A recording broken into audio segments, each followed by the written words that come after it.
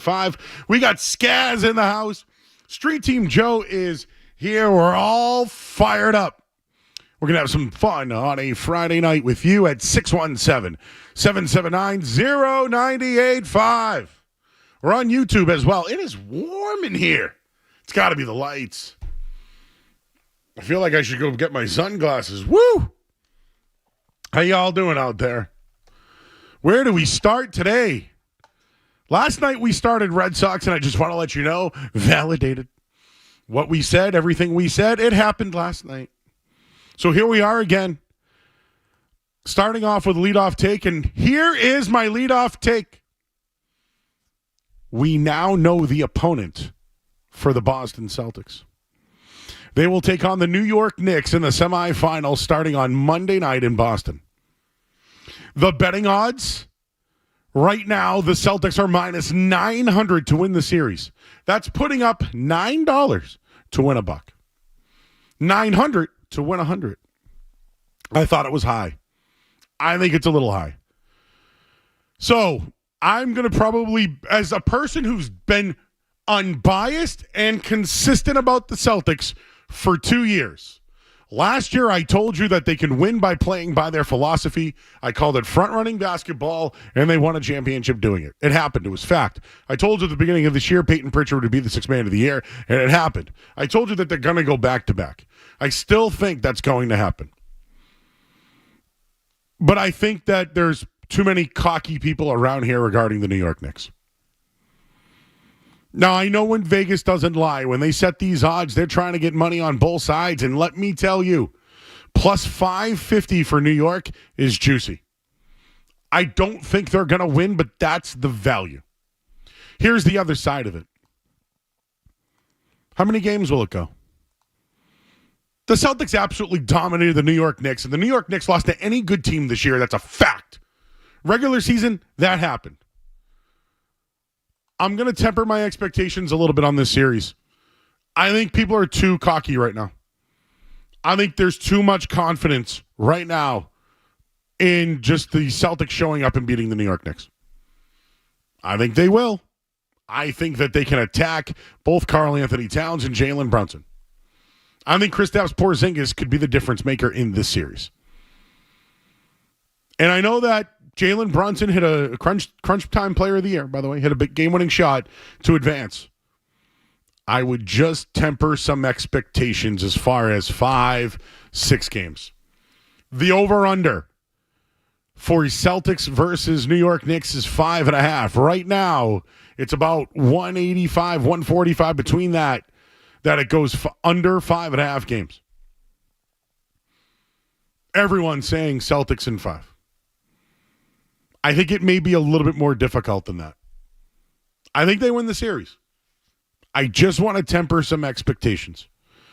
And I listened to everybody. Last night, our intern on his last night, Josh Barbara, who was a big New York Knicks fan, said Celtics in 5. I mean, that's from a fan perspective. But just thinking about it here, for the first time in 12 years, the Celtics and Knicks will meet in the postseason. It's the first time they'll meet in the second round for over 40 years.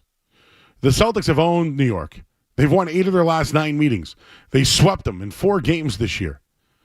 They scored an incredible 130.2 points per 100 possessions this year. It's the most the Knicks allowed to any opponent this season. They swept their regular season series 4-0. They won by an average of 16.3 points per game. 3 of their 4 wins came by double digits, 23, 27, 13, while the final meeting was an overtime thriller, which the Celtics pulled away by 2. In the first 3 matchups, Boston trailed for a combined total of 50 seconds. I mentioned the Celtics averaged 125 points per game this year, a number that they didn't come close against to the Orlando Magic. They only averaged 106 points versus Orlando. But Boston averaged 48 3-point attempts. They made 21 of those. Joe Math, 43%.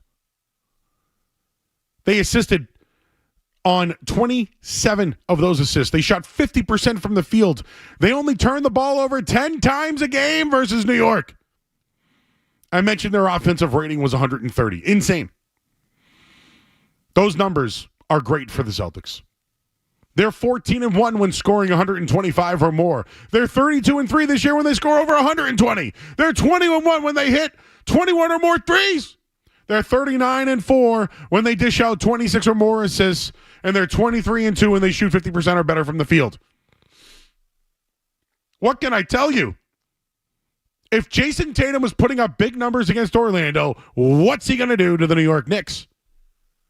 I just think that right now, coming off that series and some of the injury concerns and the games that they've played and the competition that's been going on in this playoffs, I would temper the expectations a little bit. Everyone thinks sweep in 5. I'm going to go Celtics in 6.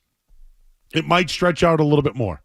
But those numbers don't lie. That's what they did to the New York Knicks, who built their team this year to match up with the Boston Celtics.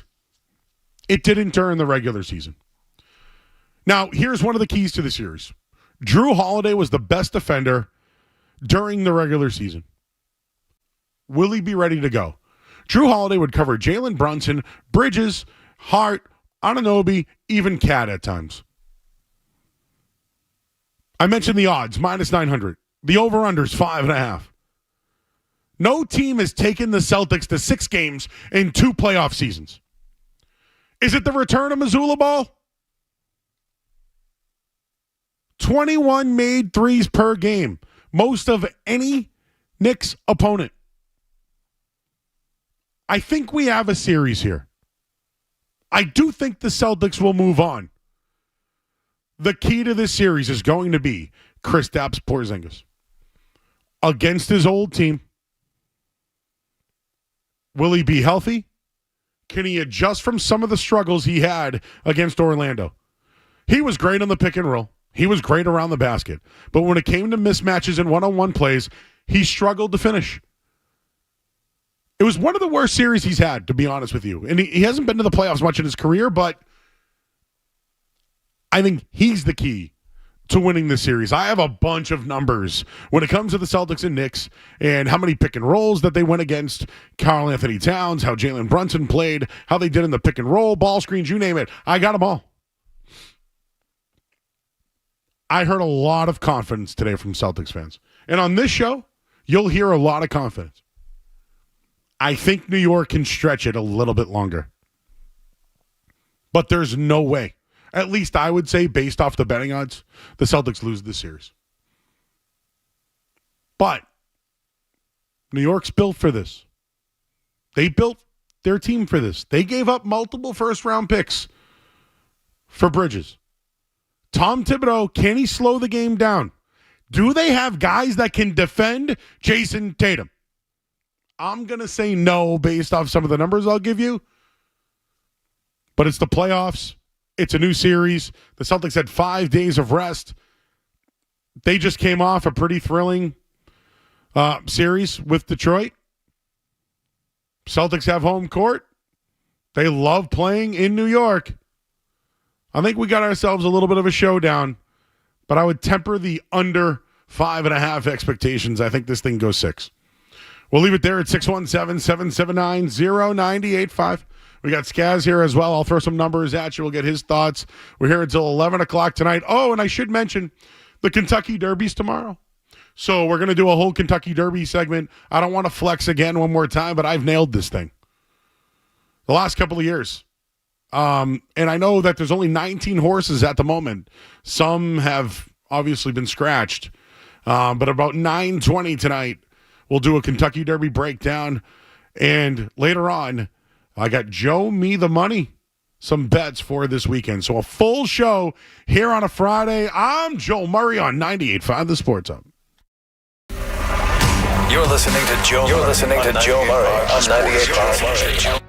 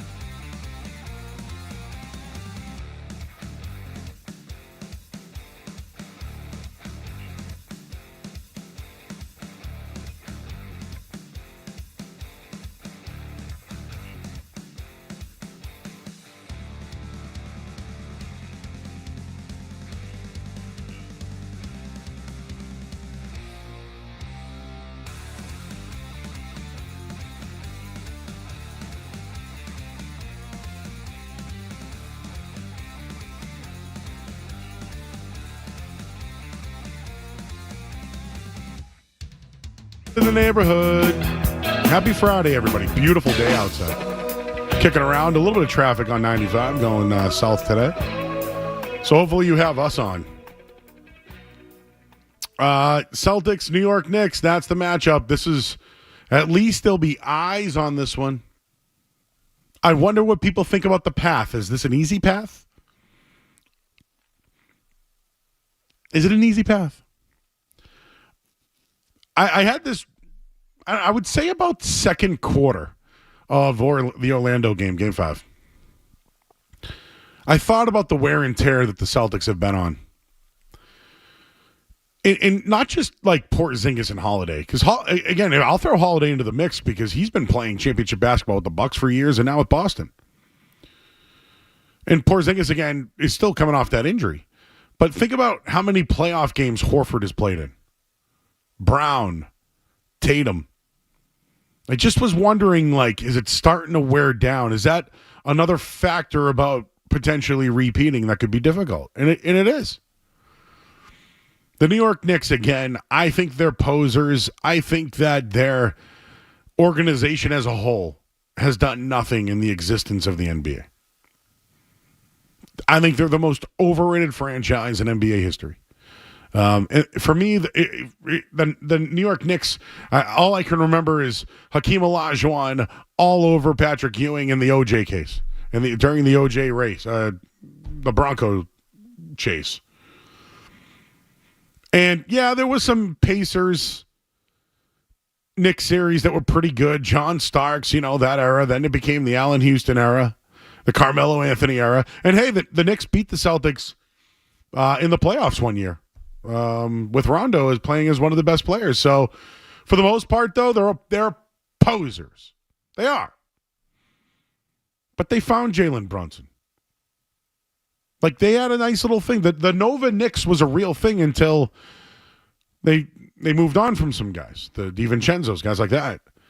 So, Mikal Bridges, although I thought had a really good game and a closeout game last night, the crunch player of the year. Crunch time player of the year. Jalen Brunson hit a big shot. Can that propel them now to get rested, go on the road, and potentially try to steal a game in Boston? I do think it's possible. I just gave you a ton of numbers that the Celtics absolutely dominated the Knicks this year. Maybe there was the Celtics weren't up for every game this year. Maybe they were up for those New York Knicks games. Maybe they're up for this series. Maybe they forecasted this, and that's why Holiday didn't play. In that league, that stuff happens. It does. But I want to just temper the expectations a little bit. I'm going to go Celtics in 6. Right now, the over-under is 5.5. I like odds, good odds. And at 140, 150, whatever it is, I'm going to go Celtics in 6. I'm going to take the over at plus 140.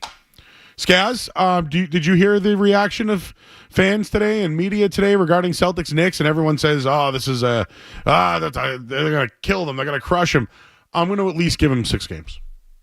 I'll give them 5. I was a little surprised that you mentioned earlier minus 800 for the Celtics in this series, but that's...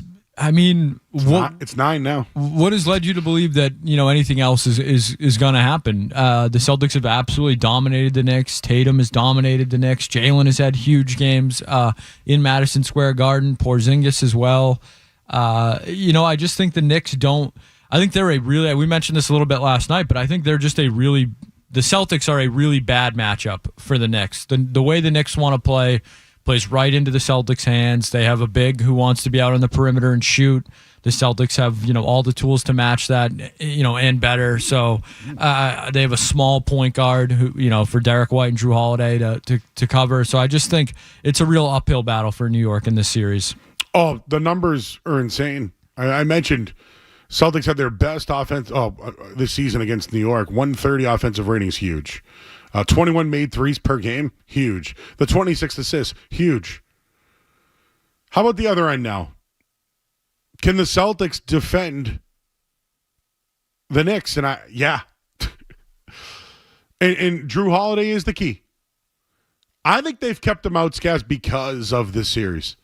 I think they looked at Orlando as a challenge. A hamstring when you're 30 and change? I think he's going to be ready to go. I'd be kind of surprised if we didn't see Drew Holiday on Monday night. How about the other way around, Skez? How about New York defending the Celtics? Did you see any of these numbers? The pick and rolls? Yeah, I saw that when they attack Cat and when they attack Brunson, their points per possession are off the charts. It's not good. The Celtics put Karl Anthony Towns at 134 pick and rolls in the regular season. It was the most of any defender against Boston this year. And they also set 31 ball screens on Brunson, which was fifth most in the league. So the Celtics recorded 68% of their three assists on 68% of their three-pointers. Whew, they shot 55% against Towns. I would say that's good. I would say that's good. Against Brunson, 47%. So either one of them in the pick and roll, barbecue chicken, as our friend Cerrone likes to say. Mikal Bridges, remember? He was the Jason Tatum stopper. Remember that one? Well, in theory. He averaged 33.5 points per game, 54% shooting from the field, 48% from three, along with 7 assists and 7 rebounds per game. There were a plus 58 with him on the floor against New York this year, and he topped 30 points in 3 of the 4 games. I would say that's pretty good, right? Pretty good. No matter what New York threw at Jason Tatum, they had no answer. How about the coaching matchup, Joe? How do you feel about the coaching? I think that if New York is going to try to go basket for basket with the Celtics, they're doomed. And I think if they try to put more effort defensively, they're doomed. You had Tibbs fired 3 weeks ago. I already have him fired. After watching the last series and thinking about the wear and tear for the Celtics, the 5.5's the number I'm going to go over. I get it. We all should be confident based off these numbers I keep giving you. We should be confident. There is talent on both sides. There's officiating. There's not a lot of travel here. I'll give you that. I just wanted to mention this. Of Jason Tatum's 134 total points this year against the New York, 43 came against Karl Anthony Towns. He shot 16 of 25 on Karl Anthony Towns. That's 64%. He shot 50% from 3 against Karl Anthony Towns. Another 35 came against Mikal Bridges. He lit him up. He shot 13 of 19 versus Bridges this year. And he went 4 of 7 from 3 against Bridges. That, Joe Math, is 57%. The Celtics have 2 capable defenders when it comes to Karl Anthony Towns. I think Tatum's going to be one of them. I think the other's Drew Holiday, to be honest with you. Other teams in the league have had success defending Towns. Towns had a huge game. So I don't know what they're going to do. As far as, Josh Hart and some of these other guys, but just looking at it here, health might be the biggest thing for the Celtics. You mentioned the coaching matchup. Mazzulla had some pretty good adjustments in the third quarter. I mentioned the key to the series is going to be Porzingis. Porzingis averaged 24.5 points per game against New York this year. He shot 50% from the field, 17 of 34. He went 10 of 22 from downtown. Joe Math, that's 46%. He had over 5 rebounds, 2.5 assists, 2 blocks, 1 steal in 2 games versus New York this year. It was the highest points per game for him against any team he faced multiple times this year. I think this is a favorable matchup for Porzingis. He should be able to take advantage of New York. I think he's in line for a much better showing than he did against Orlando. The spacing, I know New York likes to take most of their shots within 4 feet. Porzingis can help there. But Boston's going to need Porzingis to be active around the rim. There's no doubt about it. Detroit averaged a playoff high, 23 fouls per game in the first round against New York. Jalen Brunson ranked second in drives, only behind SGA. So the Celtics got to stay out of foul trouble as well in this one. Defending without fouling will be the key, and I think it's a huge key for Kristaps Porzingis. I could give you numbers all day on this one. But here's the one I look at. Over the 4 regular season games, the Celtics made 39 more three-pointers than the Knicks. It's the 4th biggest differential for any regular season series in 46 seasons of the three-point line. That's good, right? The Celtics in 4 games this year scored 40 more threes. It's tied for the 4th best. It's a top 5 performance against a team in a regular season.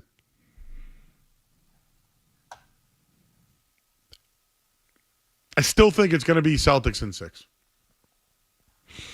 617-779-0985. Guess nobody's fired up for this series. Nothing. Crickets out there, Scaz, today. I guess people want to talk about the Red Sox, who stink. So we can do that after the headlines here on 98.5 The Sports Hub. Sports Hub headlines. Presented by Celsius Energy Drinks. All right, well, the Red Sox begin a series with Minnesota.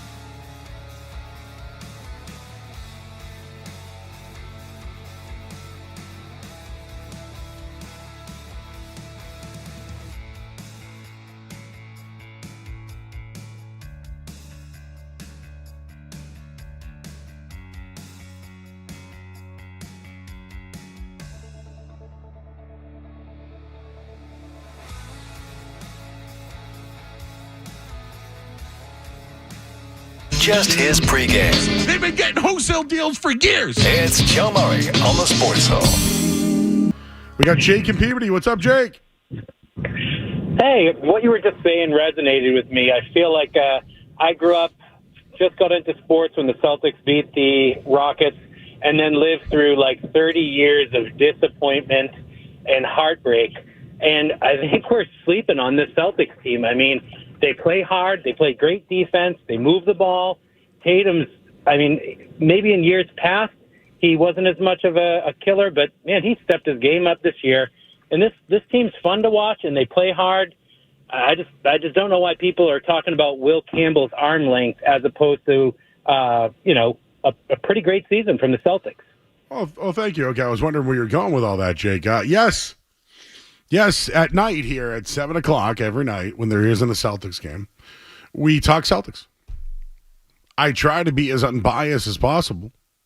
People call us green teamers, but really it's just facts. I mean, all those numbers I just gave you, and I still said I think New York takes it to 6. I also believe it can be true that the New York Knicks are posers, too. Skaz, who's the best New York Knick of your lifetime? Of my lifetime, probably has to be Melo. See, for me, it's still Patrick Ewing. Yeah, it was a little before my time. Who was from Cambridge, Mass.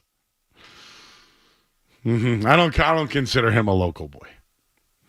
Oh, then he ends up going to Georgetown, and somehow, some way, was the number 1 overall pick. I don't there might have been some smelling going on with that one. But, I was a fan of the Charles Oakley, Anthony Mason, John Starks, Derek Harper, Patrick Ewing. Like, those teams were good. Allen Houston was really good. I probably should have mentioned Amari Stoudemire at one point, but he had the eye thing. Carmelo was probably their most recent best player. And they did nothing. They did beat the Celtics once, though. I did want to get into the Red Sox quickly. They're up 1-0 right now. Alex Bregman's on fire. And one thing I wanted to mention is the Red Sox struggle. Anything after 6th inning hitting, they stink. Anything. And it happened again last night. They placed Walker Buehler on the injured list today with shoulder inflammation. I'd watch out for that one.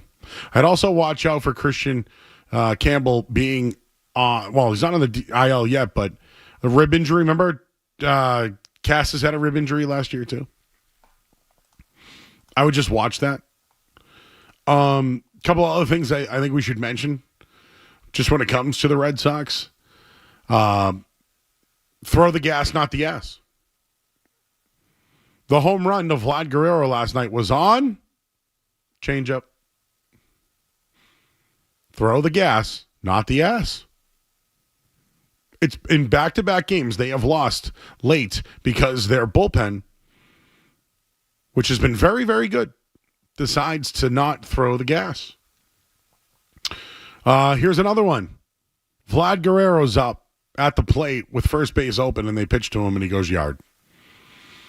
Another Alex Cora questionable move. And it's funny because after the game, Vlad Guerrero Jr. said this about the Red Sox when they decided to pitch him. We got something? You're looking at me. We got breaking news? No breaking news, Joe. You might just want to put the socks on in studio. Oh, boy.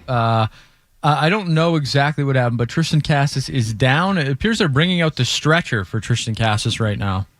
Oh, boy. I hope I didn't just reaper him, did I? He just ran through the bag very awkwardly. It looked like he decided to start running halfway down the line and then just had... I don't even really know. I'm waiting for a replay here, but yeah, he is down, and it does not look good right now.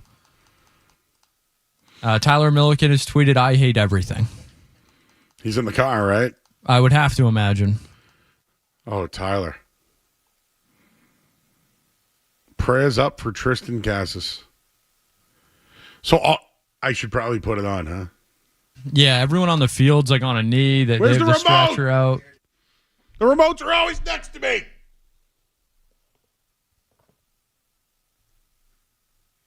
Where's the remote? I'm sending Street Team Joe in. It's all the remotes are always right here. What happened? Yeah, honestly, it didn't look like much. He just ran down the line kind of awkwardly when he came over the base. They're loading him up on the stretcher now. He's alert and moving. There they are. Thank you, Scats, for the play-by-play on that. Thank you, Street Team Joe. Why are they all over there? Look, how am I supposed to reach those remotes? I blame Milliken. Oh, you blame Milliken. Okay. All right. They're bringing a stretcher out for him? Oh my God. He's being wheeled off right now.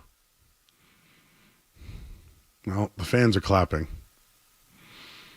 Yeah, so that'll be something to monitor as the night goes on. That is the face of a man. It might have heard something pop. I don't want to speculate, but it did not look good. All right, if we're being serious for a second here, this guy's not going to get a second contract. This is going to derail his career. Speculating. We don't know. He could be, maybe he's just being precautious. Could it be like a Paul Pierce thing? And, Joe, I think he was safe after all that. I think he was safe at first. Oh, yeah, the runner's on first, huh? What happened to Tristan Casas? Just carried off the field on a stretcher. Do you know where I was going to go with this segment? The Red Sox have zero identity. And you know what they keep doing? We keep talking about what's going on in Worcester. We're not talking about what's going on in the team enough. And it's not us, it's them too. By the way, wasn't it Tristan Casas who said those guys should stay in the minors? Don't think that's happening anytime soon now. Just there's no identity with the team. What are they? Are they a home run hitting team? Are they a speed team? Are they a defensive team? No, they're not a defensive team. What identity does the Boston Red Sox have? All right, I'm watching the play now. Let me see what we got here. This is the Joe Murray play-by-play. It's not live. Check swing, little grounder past the pitcher. He steps on the base and his leg gives out. That was a plant and pop. That's what I would call that one, Skaz. Just chugging along, running out a simple ground ball, steps on the bag. That's a step and pop, baby. That's not good. I'm not going to speculate. That's step, pop.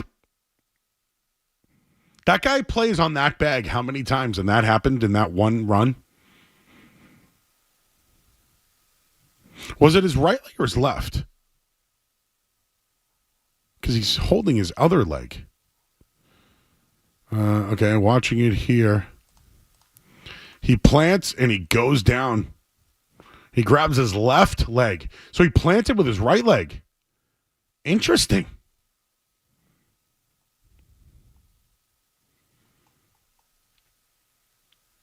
Well, you don't wish for any injury. Nobody wants that. I know Casas has struggled.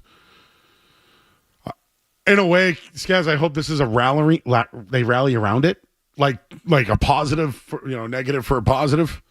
Can they rally around this thing?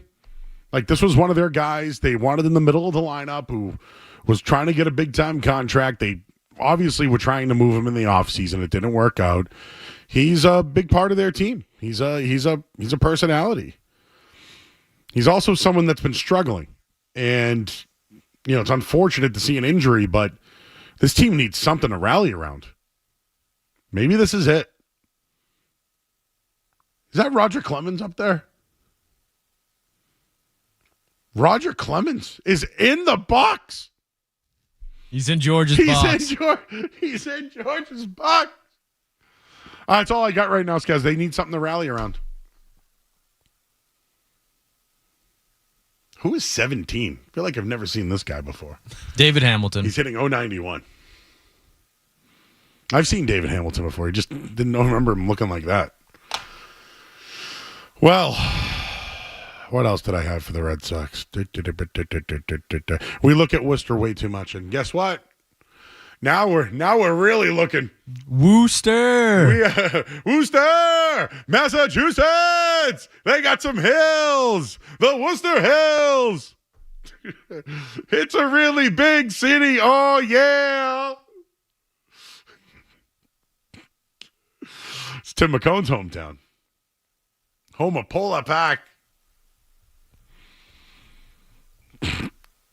Well, that stinks. Casas goes down. He's out. He's on a stretcher. Not going to speculate. I'm sure we'll get something new. But what's Roger Clemens talking about? I want to know that. 1986 AL MVP. Were you there for that one, Skez? He was good. Do you think he should be in the Red Sox Hall of Fame? He's pretty good. More deserving than Bill Parcells, I'll tell you that. That's true. When do we I guess we're going to get an announcement next week on that? Next week. And then the next week we get the schedule. And then the next week is like a mini camp. So it's just like an every week thing until like camp begins. Do you know what someone hit me up with last night? Pissed. How dare you compare Gerard Mayo to Josh McDaniels? So what I did was I did all of the seasons that he's been a head coach and then divided them. And it was just as many wins per season as Gerard Mayo. What a shock. Do you believe that, Skip? Yes, I do believe that. Josh McDaniels, the head coach, stunk. Terrible. One of the worst. If we were still writing articles, that would be one I'd love to post. Here comes everybody. Jared Carabas, the absolute last thing Tristan Casas needed. The man cannot catch a break. Tyler Milliken, I couldn't be more clear about this. If you're making jokes about what happened to Tristan Casas, you're an absolute loser. I agree. No one wants to see anyone get hurt. No, especially on something like, it seems so innocuous, just running up the first baseline. I'm trying to use this as a positive. Can they rally around it? The guy's clearly struggled. His future's in... This guy was, high prospect that people trying to get a big time contract. He's not going to get it. That's sad. The Red Sox lost their guy now because of injury. How many years now? Is this the second year in a row now? For real, I know he struggled, and you can get on him for all that. But getting injured, not cool. I hope they rally around it. Now, Skaz, we have to start thinking about some first basemen. And this is where your boy Anthony Rizzo comes back in. What's he doing? Now I feel like we have to look into first baseman. Can someone else pick up a glove? Can Devers pick up a glove? I mean, they're not going to play Roman Anthony there. What are they going to do?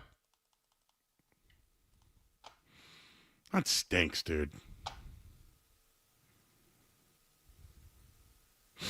Well, you can react to it here at 617-779-0985. This guy Ivan's on the line. What's up, Ivan? Hey, I'm here to talk about the Patriots draft picks. I'd just like to say I think that Will Campbell is a terrible pick. I think his arms are too short, and I never think he'll be a good tackle in this league. Okay. Why? What makes you think that?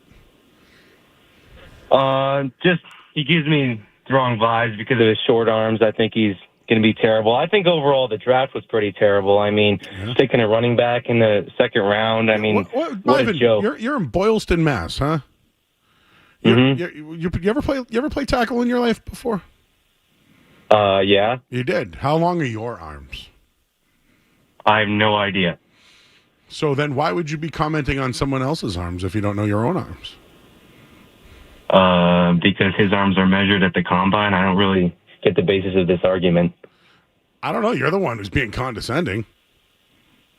I'm just saying. I think it's overall it was a terrible draft. Okay. What do you know? What do you know about the draft? Talk to me about the draft. What do you know about these guys? What do you know? What do you know? Talk to me. No, not first of all. Just answer the question. What do you know? Last year we extended Ramondre Stevenson, and now we just drafted a running back in the second round. Do you know why? Because Ramondre Stevenson fumbles the football. He fumbles the football. You can't fumble the football and play in the league. So don't give me the Ramondre Stevenson restructures. Go ahead. Keep going. More? Go ahead. I think we honestly should have taken Luther Burden there. They? You mean they? Yes, the Patriots. Yes, they. Are you not a fan of the Patriots? I cover the team, sir. I don't play on the team. Well, I think Luther Burden was the right pick there. Yeah. Luther Burden, who played at Missouri with Brady Cook, who was drafted after him, right after him. So you think they should have spent more capital on a second-round pick where they've had zero success in their existence besides Deion Branch back in 2002? Luther Burden was a great prospect. He just fell. He was a great prospect. He had a little bit of a bad season, but he just fell due to character concerns, and that really doesn't concern me. So that's going to really be great for a first-year coach. Character concerns, huh?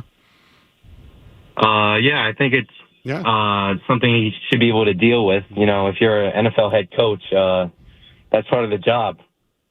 Okay. What else? What else do you know? Another thing, not really Patriots related, but I do think that Shedeur Sanders fell way too low. I think he was a top 5 pick. Okay, that's a hot take. I was even hoping that maybe the Patriots would pick him up. Oh, come on, Skaz. There's only so much airtime. I was having fun with that. Shedeur Sanders, top 5 pick. Patriots should have drafted him. I think that's where we can draw the line. We need to make up for that call. Brendan is in Auburn. Hello, Brendan. What do you guys think about Tristan Casas being injured? Who's going to move to that spot? We just asked that question. What do you think? Roman Anthony. Do you think Roman Anthony could be there? Is he tall enough to play first? Is it worth having an elite prospect play first? How long are his arms? How long are his arms? Do you know how long his arms are? Yeah, he has big arms. Alligator arms. Alligator arms, huh? Yeah. All right. Well, where you guys going in Auburn tonight? Well, we're actually heading into the Worcester. Worcester. Gonna go see the Worcester Red Sox tomorrow. Nice. I played tackle, Skaz. Did you know that? And moved to center. Catholic Suburban League All-Star. How long are your arms, Joe? Well, I got measured at 33 1/4. Pretty close. But that's why I moved to center.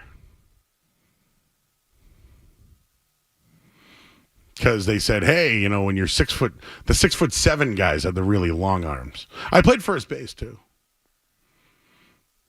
It's fine to play there. All right. And again, I'm not a professional athlete. I'm just a guy who's on the air. Sorry, the sports was brought to you by Valvoline Instant Oil Change. Enjoy quick and convenient vehicle maintenance this month. Visit NewEnglandOilChange.com to save 15% off your next drive-through oil change at Valvoline Instant Oil Change, the official oil change of busy people. I'm Joe Murray. Next update. Well, that's not even an update. We got another hour to go here on the Sports Hub. Don't go anywhere. There's more Joe Murray. On the way on 98.5 The Sports Hub. Last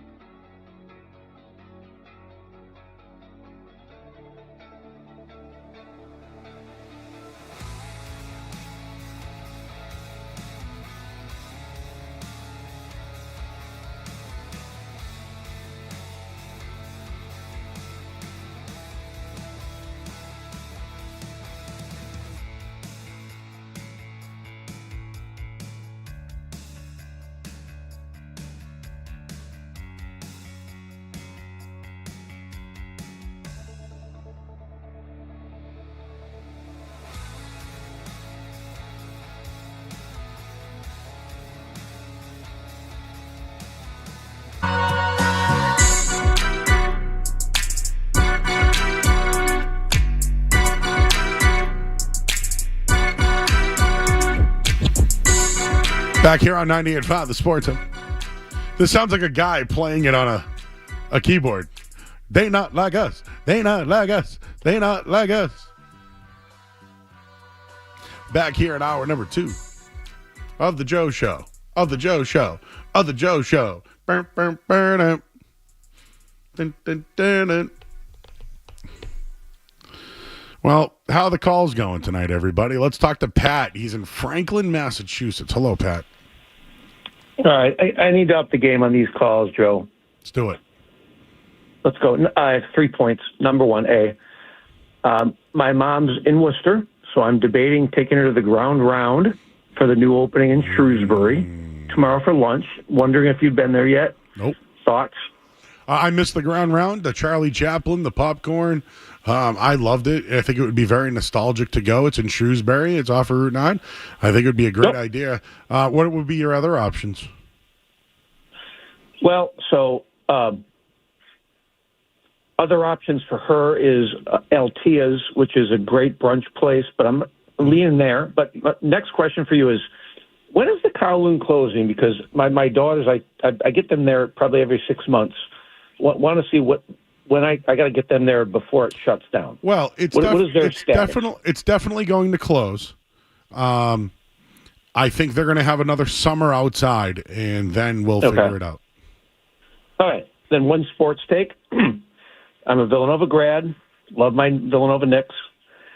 I don't think they're going to get swept, but I think they're going to give them a series. They're obviously, the Celtics are much more talented. What is your take on Celtics-Knicks? I started off with that today, so if you missed it, I'll repeat it. I missed you. I missed you, all man. good. Sorry. The betting odd is the over-under is 5.5 games. I'm going to take the over because it's plus 145. That's a good call, man. I think they're good. They're just not good enough. They got a stud. Only thing I can tell you, Pat, is in the last 2 years, no team has taken the Celtics past 5 games. Which is unbelievable. Think about it. So that's what I mean. Crazy. I'm only doing it this time because the expectation is that they should kill them. Right. So, but smart people know that those guys they're hard players. They're not as skilled as the best 3 players in the Celtics, but they're legit, right? Just remember, dumb money make no money. I'm gonna hit the ground with my mom. I'll give you an update next week. I would like that. Thank you very much. I'm on Sunday. Call me. Bye-bye. Thank you. Oh, do I miss the ground round, dude? Man, a place that gives popcorn when you sit down, Skaz, that's what it's all about, man. You know? I know the 99 does that, too. They have those cheese and crackers. You ever do that, Joe? That's good. That's a good one, too. What were we going to talk about here? Patriots?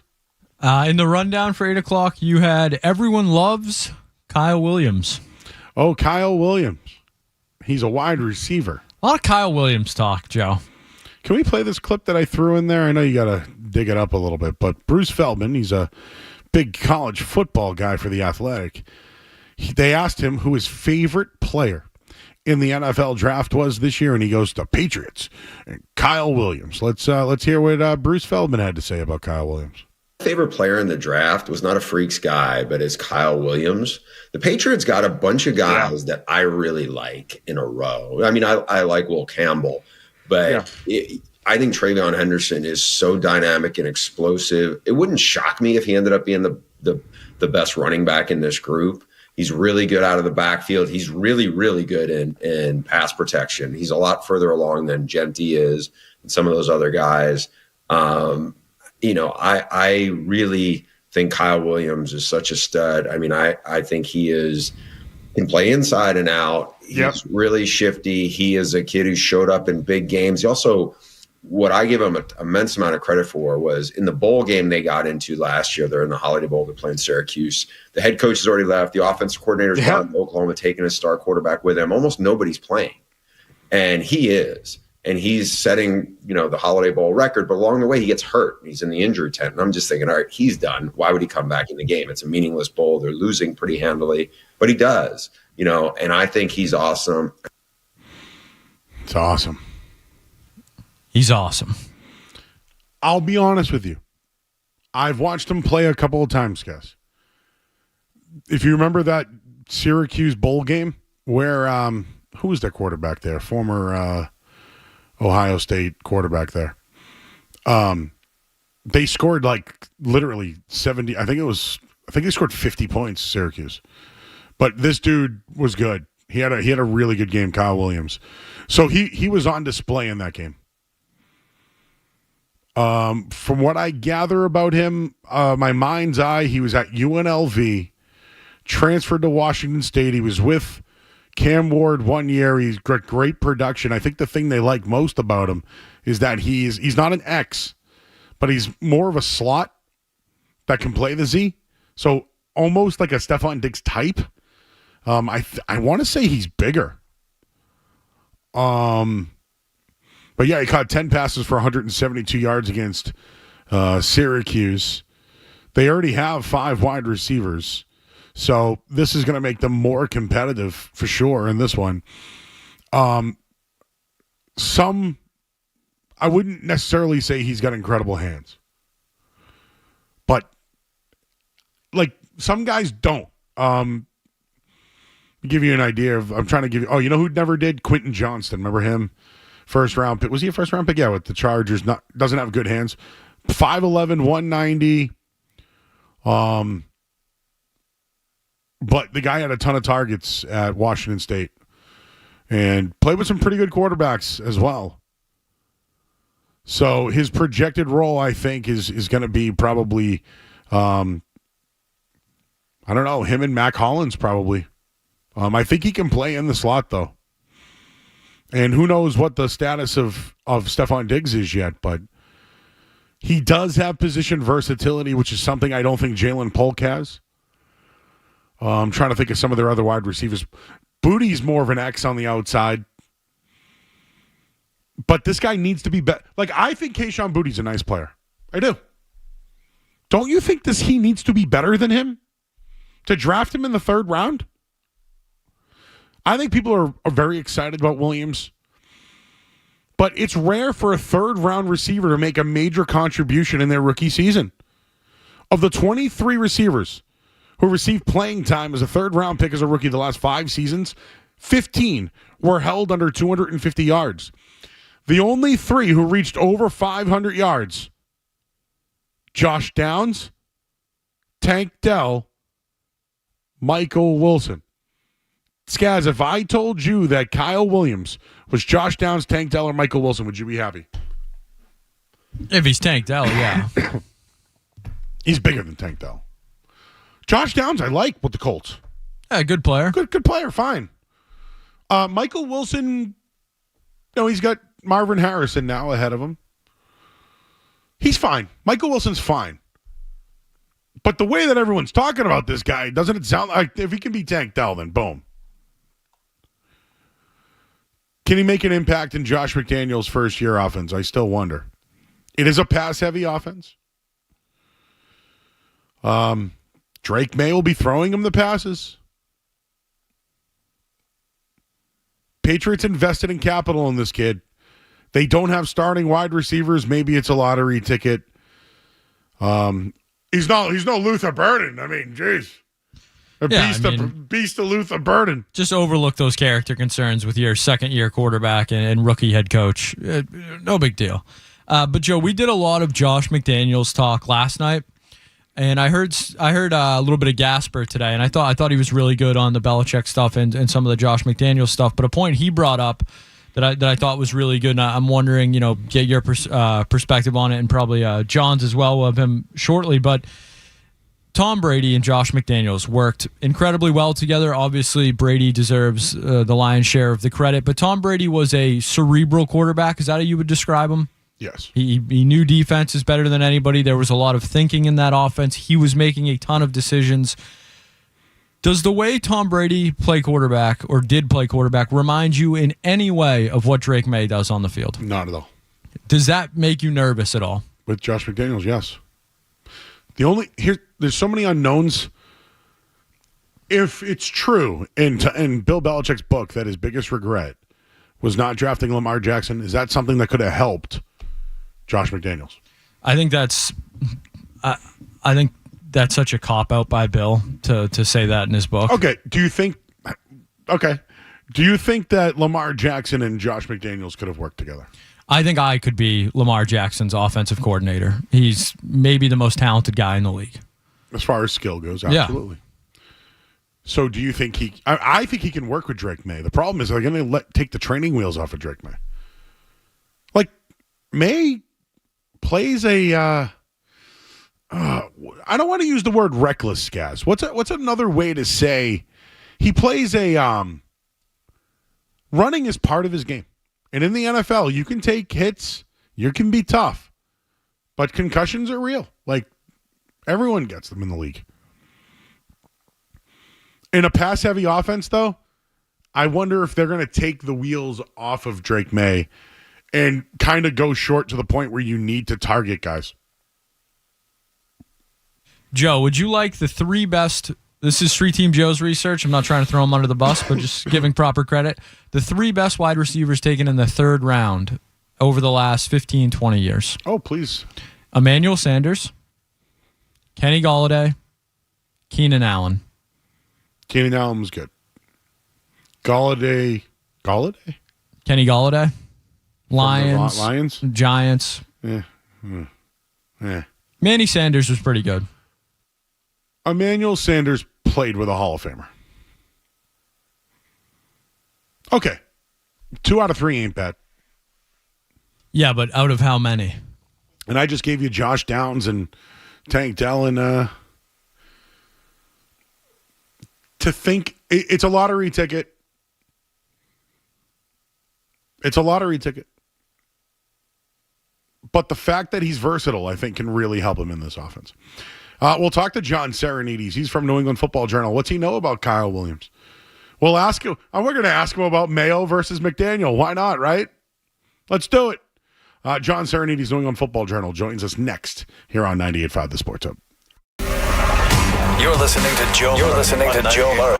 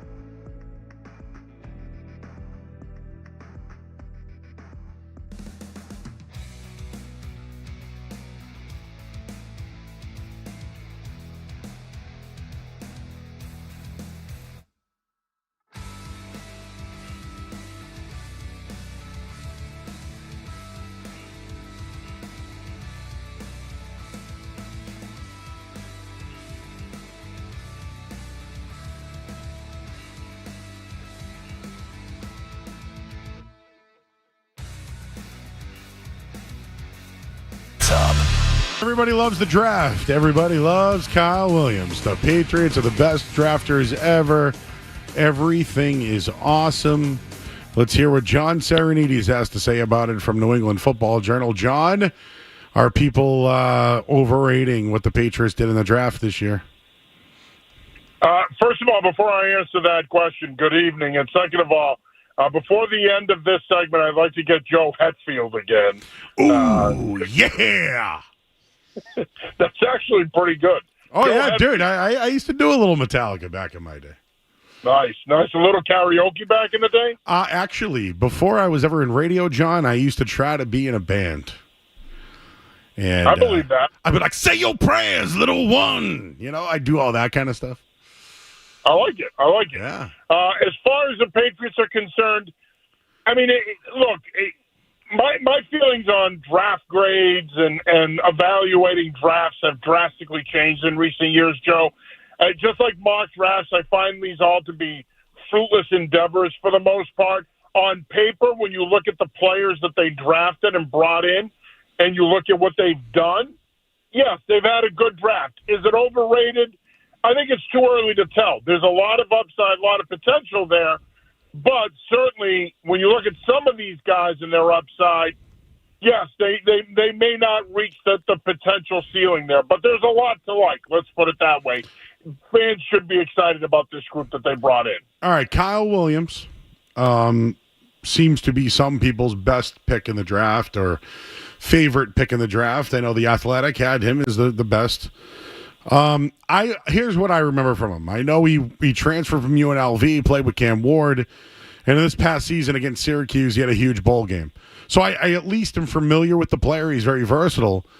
But, you know, is that what they were looking for instead of maybe drafting a Luther Burden type in the second round and going with a running back? I think they wanted someone that, first and foremost, can add a big play speed element to their offense.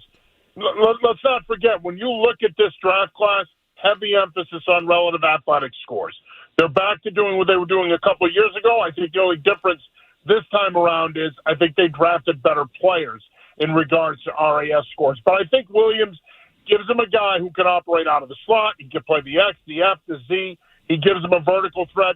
He's got the best release of any receiver in this class. He's got clean hands. He gets in and out of breaks with ease. He creates separation at the top of routes. He is a very good player. But despite the fact that he can do all of those things, and he did average over 16 yards a carry on perimeter, 16 yards a catch on perimeter screens, he also is 5'10", 188 pounds, and I don't think he solves a need that I felt that they had going into the draft. A need, by the way, that Elliot Wolf himself even talked about a couple months ago when he said that the team needed a bigger receiver on the backside of trips so that they can create matchups. I thought that this draft had enough talent in terms of those types of receivers well into day 2 and even day 3 that they should have gone out and gotten one of those guys. With all that being said, I think what they like about Williams is the alignment versatility, the big playability, especially in plus territory, and the fact that from a scheme standpoint, he's going to be a really good fit in this system because of what he can do with the ball in his hands underneath, like I said, on perimeter screens, the 3-step game. He's a guy that's going to not only pick up yak yards, but he's a guy that can break plays and give you chunk scores, something this offense desperately needs at the receiver position. All right, we're talking with John Sarianides, New England Football Journal. I know we had a chance to talk to you draft night regarding Will Campbell.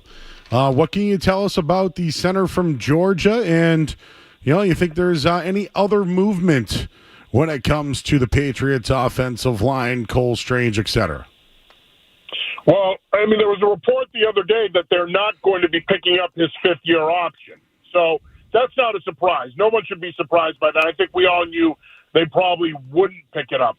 Again, left guard is the caveat when you look at this Patriots offensive line. If Campbell comes in and he's your left tackle from day one, and let's say by the end of camp he's officially your left tackle, you're solid there, at least out of the gate. You're solid at center with Bradbury, solid at right guard with Onwenu.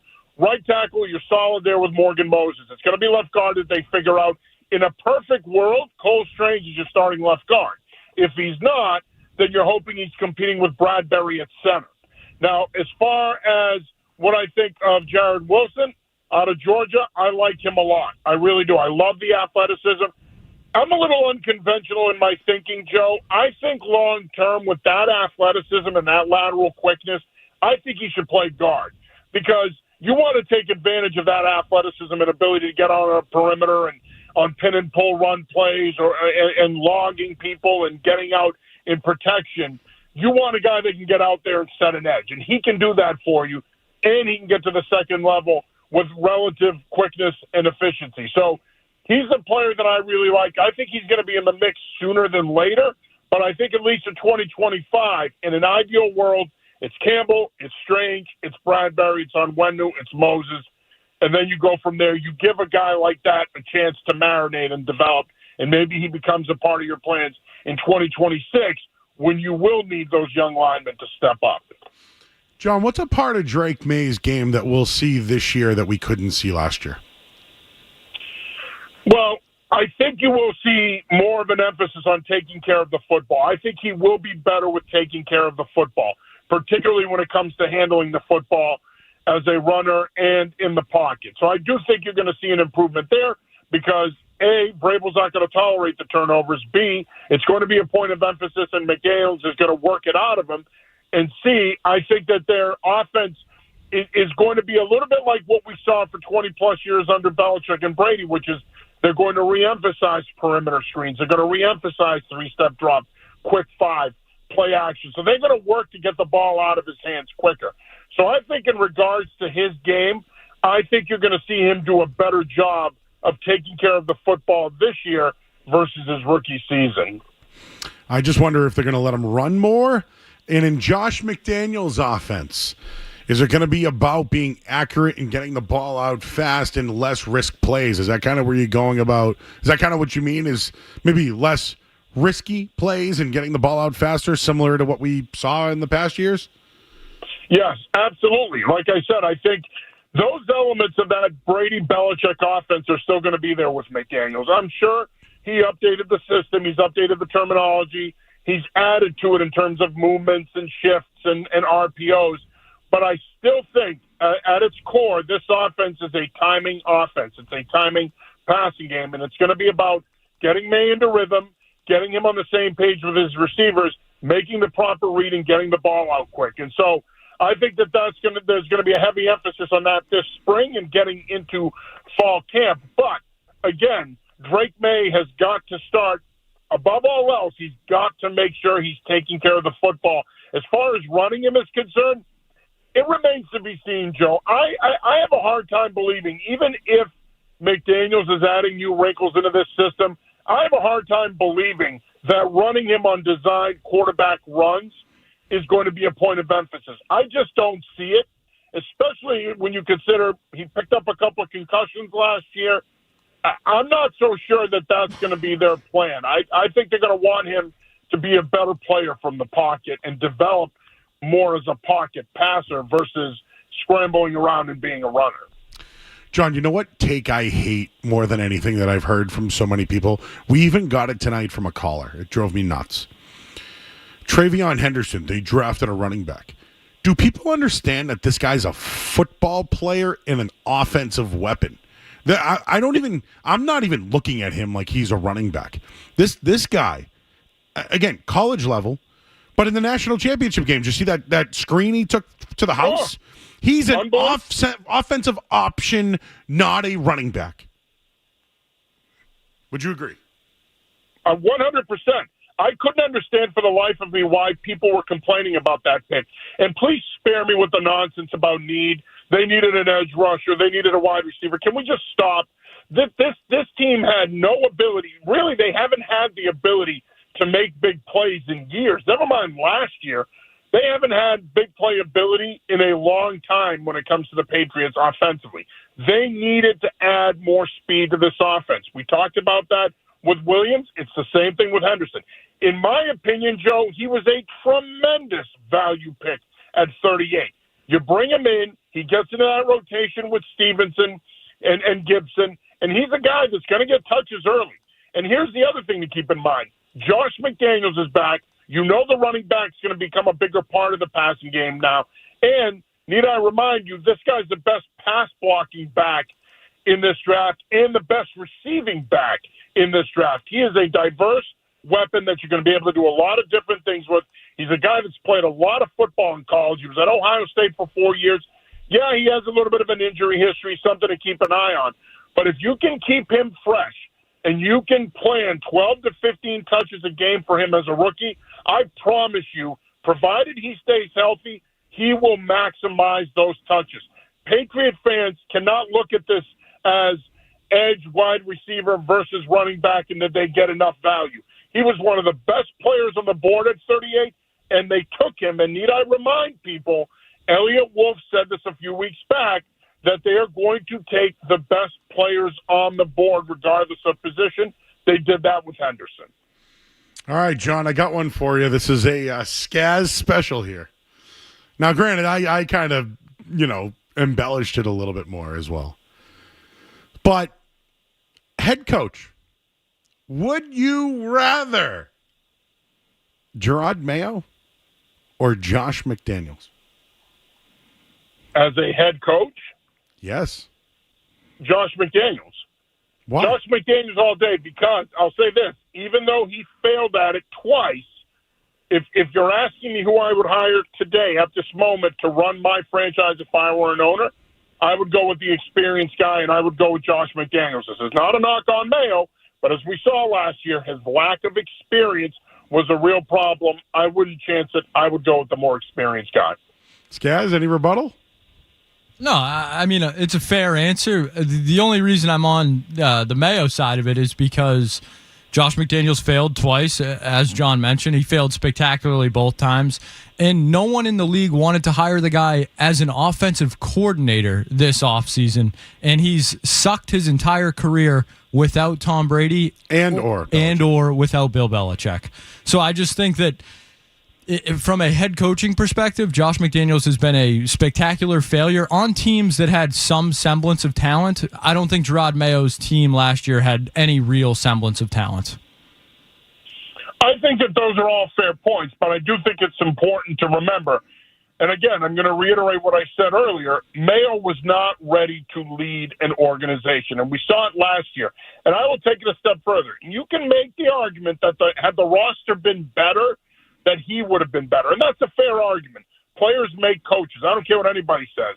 It's not about the X's and O's. It's about the Jimmies and the Joes. But at the end of the day, if we're going on body of work and resume and what you're looking to accomplish as a franchise, personally, I would take my chances the third time around with Josh McDaniels and lean on that experience and that resume over a guy who may relate to the players and was a terrific player himself, but clearly hasn't done enough in his coaching career to fully understand the day-to-day part of the job and to do the day-to-day part of the job. Whereas, and I agree with you, McDaniels was a flop, both in Denver and Vegas. But at least I think he has an understanding on how to do the job and how to be a head coach. And I think a third time around, he'd probably change some things he did the first couple of times around that didn't work. All right, John. Over, under 8.5 wins. I'm on the under. I'm over. I think this is a pretty good roster. I think they're better than the Jets. I think they can be better than the Dolphins. I think they can split with the Bills. I think their home schedule potentially, they could win at least 7 games at home. Road schedule's a little tougher, but I'm over that number. I'm over 8.5. I can see this team going 9-8, 10-7. Ooh, yeah. You got that right, Joe Hetfield. That's right. Do you have a Hetfield rasp? Oh yeah. I was about to tell you to snap into a Slim Jim there. Though mine was a little macho manish, so I got to work on it. Even though I'm a diehard Metallica fan, I sounded more like Sean Silver than James Hetfield. Yes. Yeah, I always try. Little Silver Fox reference for our boy out there. That's right, one of your homies. Yeah. We used to play the song "No Leaf Clover" because it wasn't. I love that song. It wasn't really like a song off an album besides the S&M, right? So, yeah. So I used to always do the then it comes to be at the soothing the light at the end of your tunnel. And I used to with a practice that freight all the train time. coming your way. Then it comes to be, yeah. That's such a great song, and it amazes me that they never put that on an album. I always like the Right, can we talk about how awesome that would be as an entrance, whether it be an entrance theme for a sports team, or heck, the next time I'm on with you, maybe we come in with that. Ooh, yeah. Throwing that out there. I mean, I know you play Metallica whenever I'm on because I'm a Metallica guy, and I love that and appreciate it, but that might be something to consider, No Leaf Clover. Dun, dun, dun, dun. Good one, man. But, you know who does, by the way, you know who does a great James Hetfield is the comedian Jim Brewer. Oh, yeah. I've heard that. Very good. And Bingo was his name. Hush, little baby, don't say a word. Oh, and that's just it. I mean, Hetfield is over the top, but whatever. That's fine. That's why you love him. That's why you love the music. That's why you love the band. All frontmen, all great frontmen have to be over the top in some way, shape, or form. By the way, yesterday was perfect Van Halen weather, and I had the windows down, and I'm cranking 5150. As far as Van Halen is concerned, are you a Diamond Dave guy or a Sammy Hagar guy? It's Diamond Dave all day. Now, I respect Hagar. I think he was a formidable replacement. But Diamond Dave was like, the front man. He was a real front man. You know what? Here's another one I got for you. If you're like a front man, right? Or a singer, if you don't have a good I'm out. Right? Because just think because that's how you would connect with the crowd. That's how you engage with the audience. Yeah, like Hetfield had the or even Kurt Cobain. Lane Staley, how many you know what I'm saying? He just if you don't have a I'm out on you. Think back to Again. I mean, that's such a great song, and he just sits there and does the doot doot. I mean, Kurt Cobain. It sounds like you're leaving him a voicemail. Yeah. Kurt Cobain had a whole chorus. Yeah. That sounds a little Cobain Hetfield, though. I know. I sometimes that's like Kurt Hetfield. Well, I think that's what happened to Sully Erna. I think, and again, he stole the name Godsmack and then created a band. Yeah, it's an Alice in Chains song. That's in fact, I got a couple of super quick music stories for you. One, I saw Godsmack when they were an Alice in Chains cover band. That's how old I am. Was Sully playing the drums? Oh, yeah. I saw him at Bill's Bar. Wow. Oh, yeah. Yep. Before they made it big.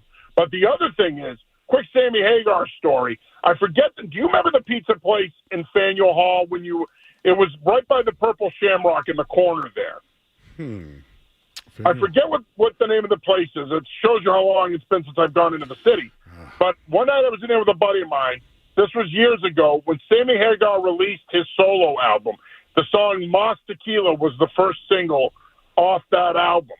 And me and my buddy are sitting there. He had a long night of drinking. I wasn't drinking. I drove. And all of a sudden a black van pulls up, and out comes this group of 4 or 5 guys. One of them was Sammy Hagar. Whoa. We were splitting a pizza. He walks up to our table and grabs a slice. And my buddy was half in the bag, and I go, dude, that's Sammy Hagar. And he looks at him, and my buddy says to him, Mas Tequila, man, Mas Tequila. And Hagar gave us the devil horns and said Mas Tequila back. Oh, that's cool. That's my Sammy Hagar story, yeah. Wow, Mas Tequila, man. I don't think I have a Sammy Hagar story. Well, that's because you can't drive 55. No. You know what I do have though is, remember Clear Coke or Clear Pepsi? Sorry. Yeah, I do. That was remember the song. That was like back in the. Well, the Right Now was the song for the commercial. Yeah, Van Halen. Yeah. And see, I love Hagar, and I get it. I've seen them. I've seen Van Halen with both of them. I think Eddie Van Halen is the greatest guitarist of all time. That's one of my life's hot takes. But in my view, you have to give Diamond Dave the slight edge. But I think Hagar should get more credit than he does. I think Jerry Cantrell should get more credit than Lane Staley. I agree, because he wrote a lot of those songs. And he carried them when he was... And I will say this. Mm-hmm. I don't think modern Alice in Chains, I don't think Duval gets enough credit. Because, he's awesome. He's not Lane Staley. Yep. But they've been pretty good with him, and they've put out some good stuff with him. I agree. It's hard to get bands with another, like AC/DC, second singer nailed it, right? Like, yep, they're in town this weekend. That's right. Oh, it is this weekend, AC/DC? Yeah, yep, they're in town this weekend, I believe. My God, it might be one of the. I don't want to say it. No, don't say it. Their 50th anniversary tour, Joe. I'll say it. It probably is the last time they toured. It probably should be. I mean, Angus is 70. How much longer are you going to do this? Angus his leg is still moving, by the way. It's still moving, but he's morphing into Judi Dench. I mean, he's 70 now. Like, you can't take 5 years and then tour again when you're in your mid-70s. That can't happen. Well, in the great words of Sammy Hagar, you got to give to live. Yeah, exactly. I love how this has turned into the Joe Murray music hour. Murray's music is what we call it. No more. It's no longer Murray's musings. It's now Murray's music. Right. Ooh, yeah. It's also becoming the ADD show because you and I are all over the place. Hey, I didn't even tell you about the pizza we got tonight. Oh, talk to me about that. Talk to me about the pizza. In 30 seconds or less, we have bar pizza from Waltham, Massachusetts, called Burnt Edges, and we had the chicken and waffle pizza, which was fantastic. Oh, wow, that makes me want to say, "Oh yeah!" Ooh, that sounded like the Kool-Aid Man. On that note, all right, John, we love you, buddy. Thank you, sir. Bro. Thanks for joining us. All right, he's John Sarianides of New England Football Journal. Oh yeah, is that a good Kool-Aid Man? The best is the Family Guy. Oh, no. Oh, no. Oh, no. Oh, yeah. We got to go to headlines. I'm Joe Murray. Sports Hub Headlines. Presented by Celsius Energy Drinks.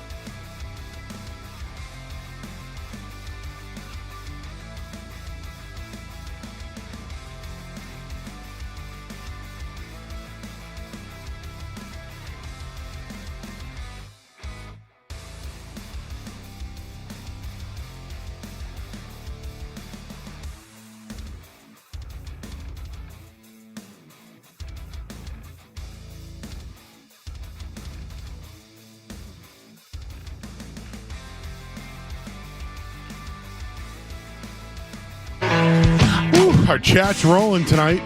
Shout out to the brokerage babe.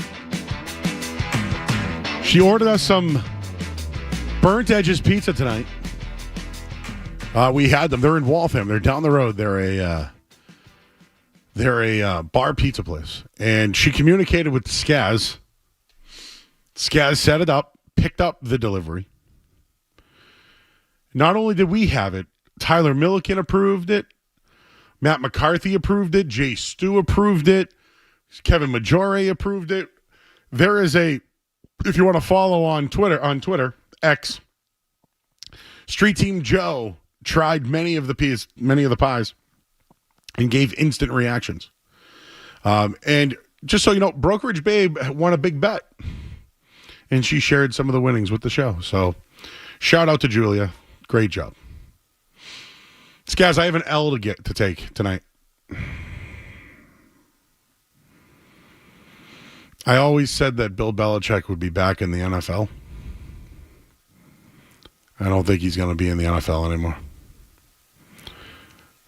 I'm taking the L. What's tonight? May 2nd of 2025. Mark the tape. L. He ain't coming back. You not holding out any hope, Joe? Not now. You don't think an NFL team looks at what Jordan Hudson is amassing, the empire, and says, we want that in our organization? Unfortunately, no. And it's funny because I've been trying to keep the dream alive. It's over. I'm still in the boat. I don't think he ever coaches a game for UNC, but we'll see. That's hotter. But I'm at least going to take the L on the NFL. It's very big of me. Usually I let it play itself out, just like this Celtics sale. I'm not ready to take the L yet, but where'd he get that money?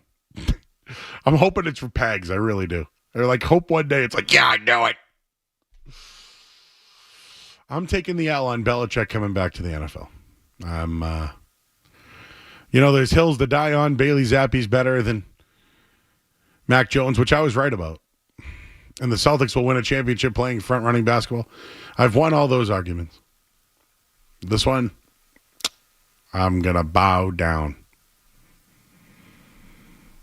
I'm going to bend the knee. He ain't coming back. We got in or out. And we'll do that next here on 98.5 The Sports Hub. What's it going to be, McFly? Are you in or out? Don't go anywhere. There's more Joe Murray. On the way.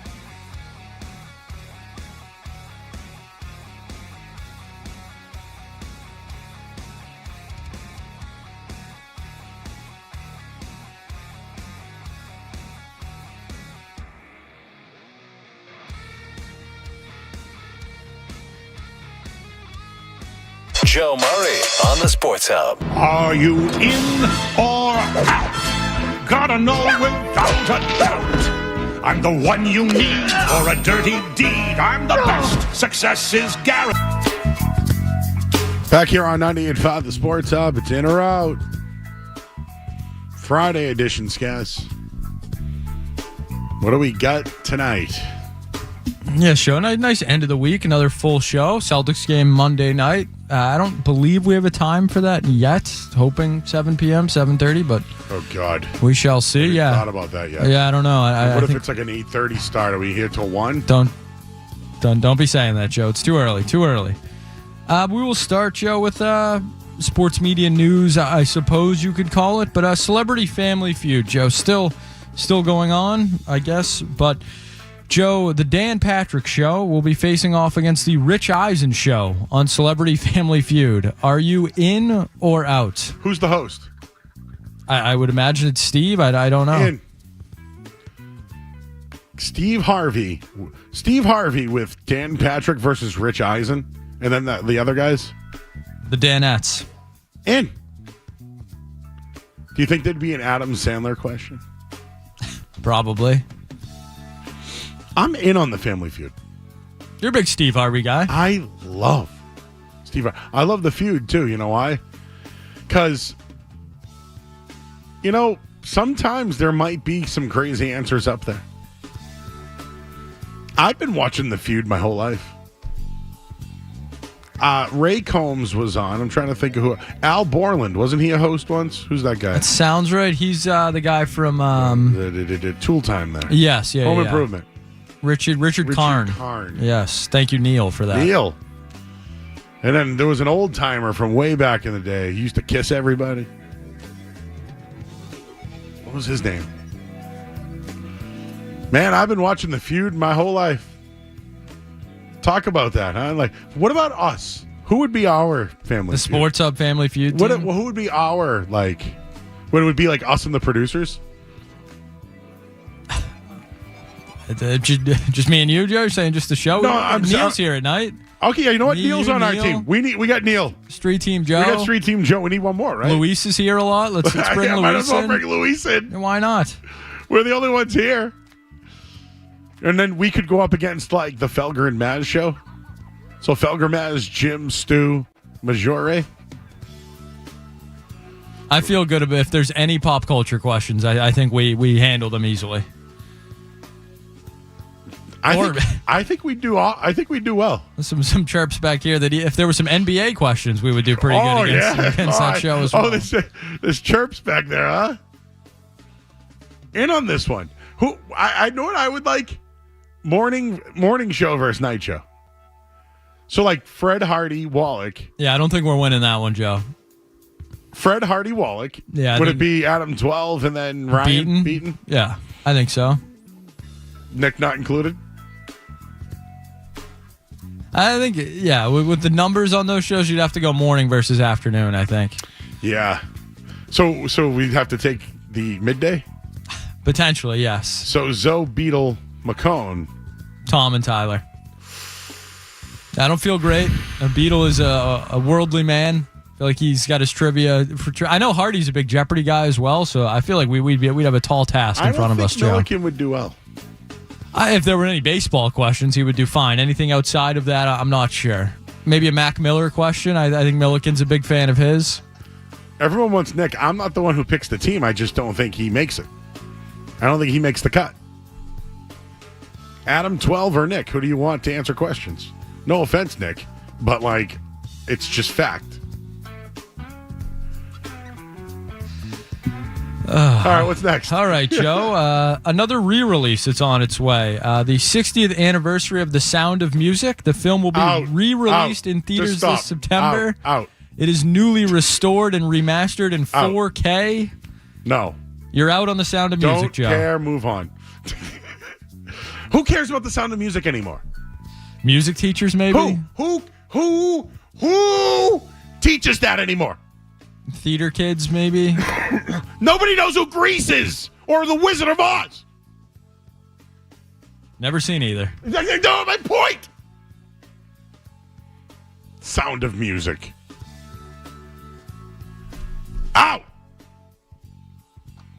Next. Sticking with movies, Joe, we had the Pinocchio horror movie, the Winnie the Pooh horror movie. Well, another one has made its way into the mainstream. Steamboat Willie is now in the public domain. So there will be a Steamboat Willie Staten Island Ferry horror movie. Joe Murray, are you in or out on a Steamboat Willie horror movie? Out. Don't care. I feel like that's something I'd see at the Ground Round. The new Ground Round.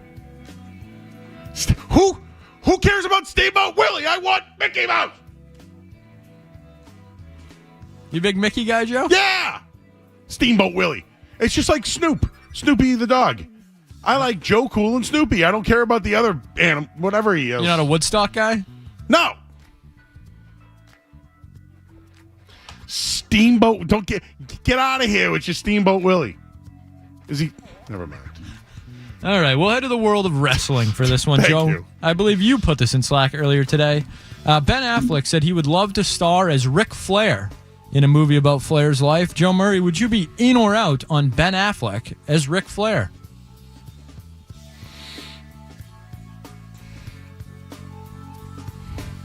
In. You know why? They both know a little something about the bottle. That's the only requirement you need, Joe? I mean, I think you could, paint a They broader both brush have than been that. married many times. And they both were large at one point in their lives. I think Ben Affleck's had some really good quotes in his career. Yeah, but he doesn't, I know you don't have to look exactly alike, but I feel like Ben Affleck, Ric Flair, no. Just put a wig on him. I think he could do to be the man, you gotta beat the man. Woo! Am I wrong? I'm not saying. Who'd be a better Ric Flair, Matt Damon or Ben Affleck? Probably Affleck because of the size, right? I don't know how big Ric Flair is, but Ben Affleck feels like a pretty big guy. Yeah. Would you rather Mark Wahlberg? No, Joe. Mark Wahlberg stinks. That guy sucks. So then Ben Affleck's our answer. What about Owen Wilson? He's got the hair. Ooh, what about the guy who played the Von Erich guy?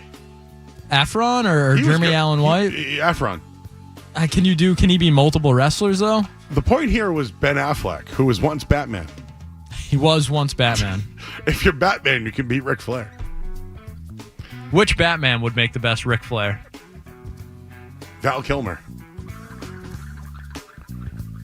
Right? Michael Keaton? Well, he's dead, but... Michael Keaton is alive. Yeah, he's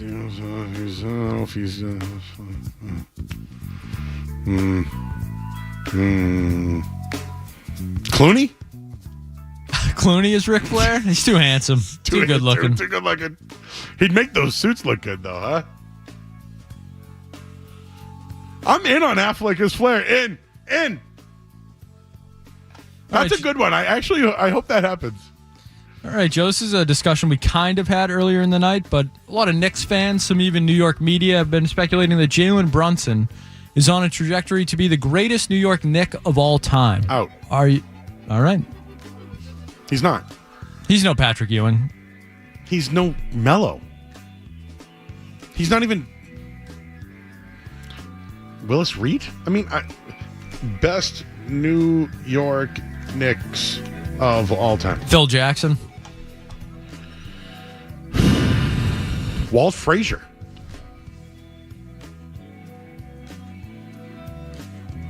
Bernard King was better. Charles Oakley got his own glasses. Didn't he get kicked out? Yeah, I think him and Dolan there had some differences. I mean, Walt Frazier, Willis Reed, Bernard King, and Carmelo Anthony are all better. What is this? The Knicks are so overrated. I'm trying to give them 6 games. We're getting back down to 5 again. They do it to themselves. All right, Joe, we'll head to the world of Major League Baseball for this one. The White Sox tonight debuted their Bulls-inspired City Connect uniforms. Joe Murray, would you be in or out on, the Celtics doing a Bruins jersey, the Bruins doing a Red Sox jersey, in or out on teams kind of jersey swapping in the same city? I'm in on these Bulls jerseys, though. Now, could the Red Sox wear a Celtics jersey? Yes. Why don't they wear those St. Patrick's Day jerseys anymore? They were wearing the yellow ones. I know that's the marathon, but I thought we were going to see the green this year. Maybe I just haven't seen it yet. I don't know. I'd be in on that. What about what could the Patriots wear? Patriots in like a Red Sox. Yeah, I think Patriots in a nice little Red Sox could look really good. Like Red Sox writing that says Patriots. What color pants are we doing though, Joe? It always comes down to the pants with the Patriots. I'd go all home. White. Nice red and blue down the stripe, down the side. Some red socks, maybe? Ooh. Now that's something there.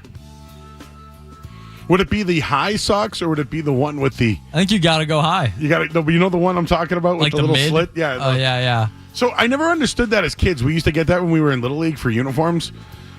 It's really the white sock that you wear. And then you put that other sock on. It does nothing for you, though. It just looks cool. But now, if you wore it now, you'd look like it'd look bad. I'd be in on that, though. All right, Joe, we will end with this one tonight. We are not anywhere near the holidays, Joe, but Nintendo is releasing a new tree topper for Christmas trees, holiday trees, whatever you want to call them next year. It is the Super Mario Star. Joe, would you like a Super Mario Star tree topper for $92.99? Yes. Why haven't we done this yet? Why hasn't this been done? Why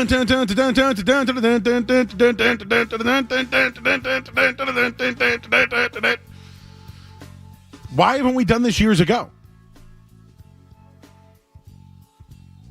Yeah, I think I'm in on it. Why not? Name another famous star that's like worth putting up there. Not the North Star. I've seen like people have like Baby Yoda stars on top of the Christmas tree, like a Baby Yoda tree topper. Fine. What about like a wrestler? You ever seen someone put like a wrestler on top of the tree? All right, I was born in 1982, so just remember this. I think I was... So I remember being 4 and 5, which a lot of people don't. But I knew a family that didn't have a star, and they put a photo of Doug Flutie on the top of their tree. When I was a kid, we used to have I still have it somewhere, my dad might have it, but we had a star, a laminated like cardboard star with a picture of my uncle in the Sullivan State, like the bleachers. That's awesome. And he had his Patriots shirt, and my Uncle Jimmy would be the star every year on the top. That's awesome. My mom would try and put like something, not like a real, an angel or something up there. And as soon as, she was out of sight, we would put Uncle Jimmy back on top of the tree. Where is Uncle Jimmy these days? He's down in Florida. Yeah? Oh, yeah. Diehard Patriots fan. He's in the first DVD. He's in the crowd in New Orleans. Oh, 3 games to glory? Yeah, the first, when they won the first one, 0-1, yeah, you can see him in the crowd, and that's like that is his glory right there, is being in the crowd. That's cool. I like that. Uncle Jimmy. Or Jacksonville, where was the first Super Bowl? Was it New Orleans they won in? They won the first one in New Orleans, yeah. Yeah, I think he went to the one in Jacksonville as well, but yes. Yeah, my good friend, Johnny Most kid, Jimmy Most, made those. He was the director of that. Anything else tonight? That is going to wrap up a Friday night edition of In or Out, Joe. That was Tuesday. That was solid, packed Friday, opinionated In or Out. From Ric Flair to do you know what's so funny? City uniforms. I got The Sound of Music rules. The movie about Ric Flair is not needed. The Iron Claw was good, but very sad. The father was an a-hole.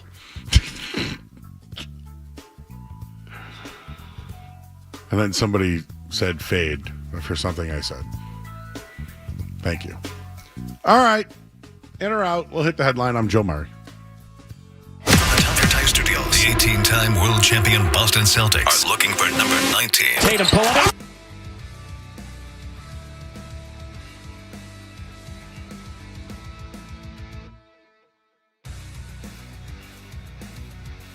Sports Hub headline presented by Celsius Energy Drinks. Red Sox tied at 1 with Minnesota. I almost said Minnesota. Top of the 7th, bottom of the 7th right now. Tristan Casas left the game, stretchered off the field. It was a contact injury. Not good. And not good for Tristan Casas. All right, Red Sox just took a 3-1 lead. How about that?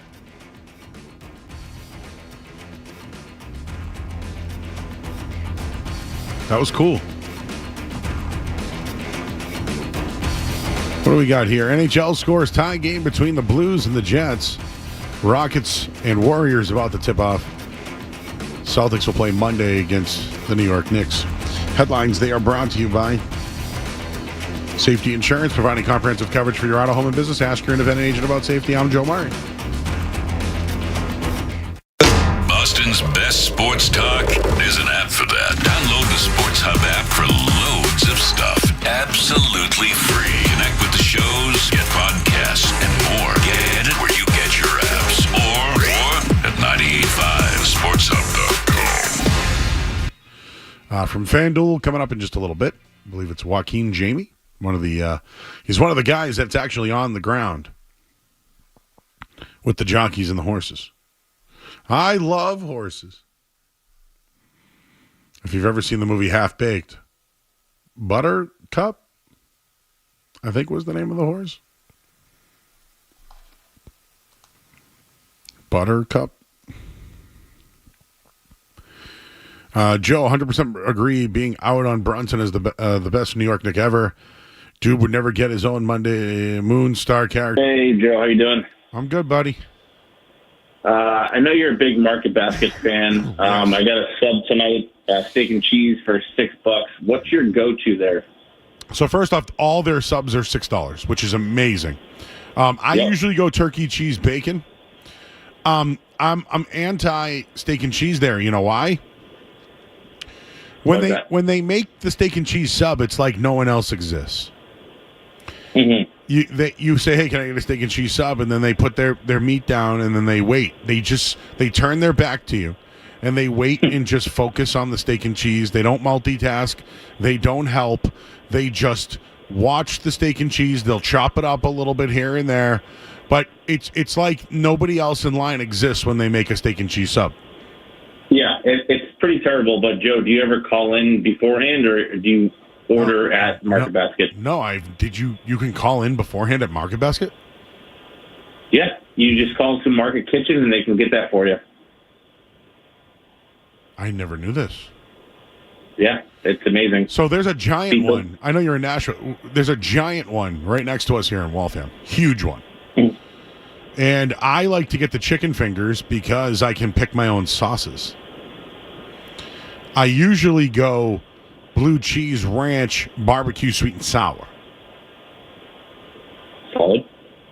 No honey mustard. Well, you can still do that. Order the same and get your sauces. Call ahead. Yeah, I've had the headache. Listen, it's a good steak and cheese. I just hate the way that they treat me. Yeah, no, I totally agree. Anything else? That's about it. Have a good night. Hey, $6 though. Good deal. $6. Thanks, buddy. Brian's in Auburn. Hey, Brian. Hey, have you heard about this Red Robin all-you-can-eat $20 card for the month of May? No. Where is there a Red Robin? Yeah, there are not a lot left, but check it out. The only plot twist is you have to order the card online and get it in the mail. But look it up online. It seems like a pretty good deal for $20 all-you-can-eat burgers for the month of May. Joe, can you look into the Red Robin buffet, please? It's in Slack. Oh, thank you, Ryan. I think there's a Red Robin at Patriot Place. I've never been. Celebrate burgers and bottomless fun at Red Robin this National Burger Month. But you have to get it in the mail? Bottomless burgers. Sizzling summer flavors. Ooh, the backyard barbecue pork burger. Pork nachos, Joe. Peach berry freckled lemonade in. Oh, I want that now. Spiked peach berry freckled lemonade. Peaches and cream milkshake. In or out? I think I'm out. Burgers for a year. You got to pass. All right. Thank you for the tip on that one. I just don't know when I'd ever get over there. All right, well, we got to go to break. I'm Joe Murray, 98.5 The Sports Hub. You're listening to Joe Murray on 98.5.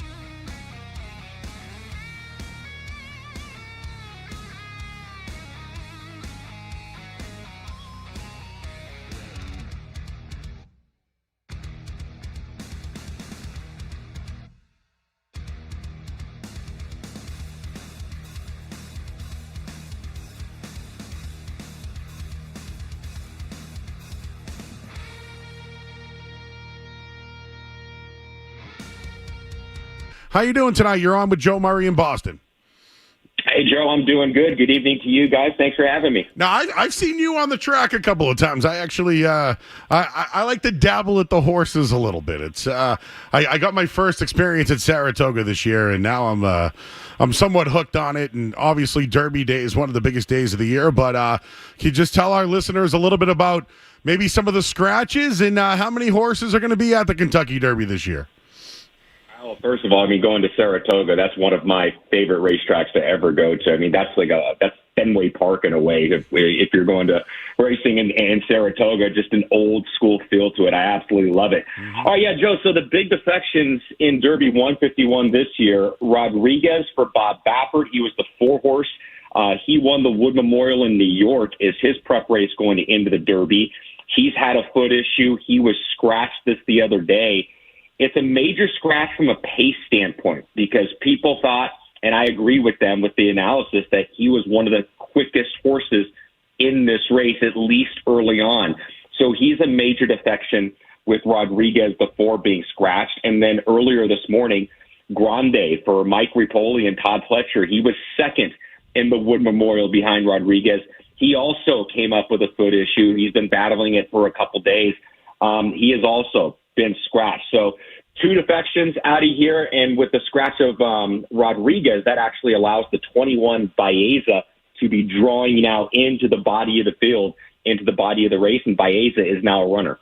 So let's get into Baeza for a minute here. That's one of the horses I have is potentially finishing in the top 3 here, but I know you guys over at FanDuel, you had a big write-up about it today regarding post position, and just tell us a little about the trainer and the jockey, and what are the current odds right now for Baeza? Last I looked, and this is not too current by any means, so I apologize. I mean, he was floating up there maybe around 20-1 or so, 25-1. But I think once more money gets into the win pool, he'll be coming down just a little bit more from that. So he's conditioned by John Sheriff. John Sheriff, one of the great racehorses we've seen in the past 20, 30 years or so. John trained. Her name was Zenyatta, and she was a terrific, outstanding horse. John won the Kentucky Derby back in 2005 with Giacomo.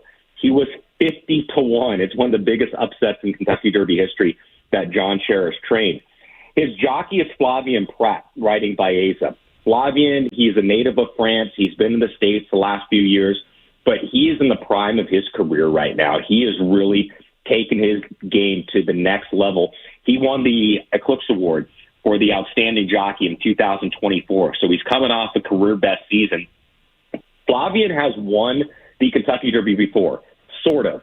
Do you remember a few years ago when Maximum Security got disqualified in the Kentucky Derby? Mm-hmm. Well, the horse that ended up being placed first via disqualification was Flavien Prat aboard Country House. So he won a Derby, but he's never crossed the line first. But he's always ridden the Derby very well. From 7 starts in the Kentucky Derby for Flavien Prat, he's been in the money in 5 of them. So he generally puts his horses in a very good spot to succeed. All right, we're talking with Joaquin Jaime. He's from FanDuel TV. Of course, FanDuel, the first sportsbook to offer wagering on horse racing. And, of course, you can do it here in Massachusetts this weekend, an official partner of Churchill Downs. So I wanted to ask you about Bob Baffert. I know you mentioned one of his horses will not be in the race. Bob Baffert, of course, polarizing figure, you could say here. I know that he still has another horse in the race this year. Could you tell us a little bit about Citizen Bull, that his other horse that's in this race? Yeah, so Citizen Bull, he won the biggest race for 2-year-olds last year in November at Del Mar. The biggest race for a 2-year-old is going to be the Breeders' Cup Juvenile. Nobody really respected him that day, and he was an upset winner at 15-1. He's won 3 of his last 4 starts. He was a nice winner in his 3-year-old debut in the Bob Lewis. That was back in early February. But Citizen Bull, there's 2 things of concern now. Citizen Bull, he's first of all coming off a disappointing 4th-place finish in the Santa Anita Derby behind Journalism, who he's going to be running into once again on Saturday. So he's got to find somehow to make up nearly 10 lengths on Journalism. And the other thing for Citizen Bull is he's in post position number 1. I mean, he's a speed horse, but when you have this big of a field, I mean, you do not want to be in post position number one. Bob Baffert actually had the post time favorite a few years back, maybe more than a few years back. I think it was in 2006 or so. The horse's name was Looking at Lucky. He was the post time favorite, and he broke from post one. I mean, just got absolutely annihilated, and bumper cars bumped around about the first 200 yards of the race. It tends to happen more often than not with horses breaking out of post position number one. But Martin Garcia, his jockey, he's ridden for Bob a lot in his career. He can get this horse out of the gate. And there's only really, Joe, one way for this horse to go now with post one, and that's break well, put him up there on the front end, and see how far he can take him around there for Bob Baffert. I used to always just bet the post five just because of the history, right? I know things have moved around a little bit. But is that still a thing? Like, do you still go back in history and look at where some of these, where they post and where they finish? Is that still something people bet on when it comes to where their post position is? I mean, yes, to a certain extent. I think there's the viewership that maybe pops into our sport maybe once, twice, or three times a year during the Triple Crown, but especially the Kentucky Derby. I think it's an easy storyline TV stat to kind of for them to look at. But for the most part, for me, I don't really dig too much into it. Post 17, it's one of those statistical anomalies in the Derby. Post 17 still has not produced a Kentucky Derby winner for whatever reason. I went back and looked at the odds a couple years ago, because the other part to the story is, okay, why is this post position winless? Well, what are the odds of the horses? Are they all 1,000,000 to 1? Do they all have no chance?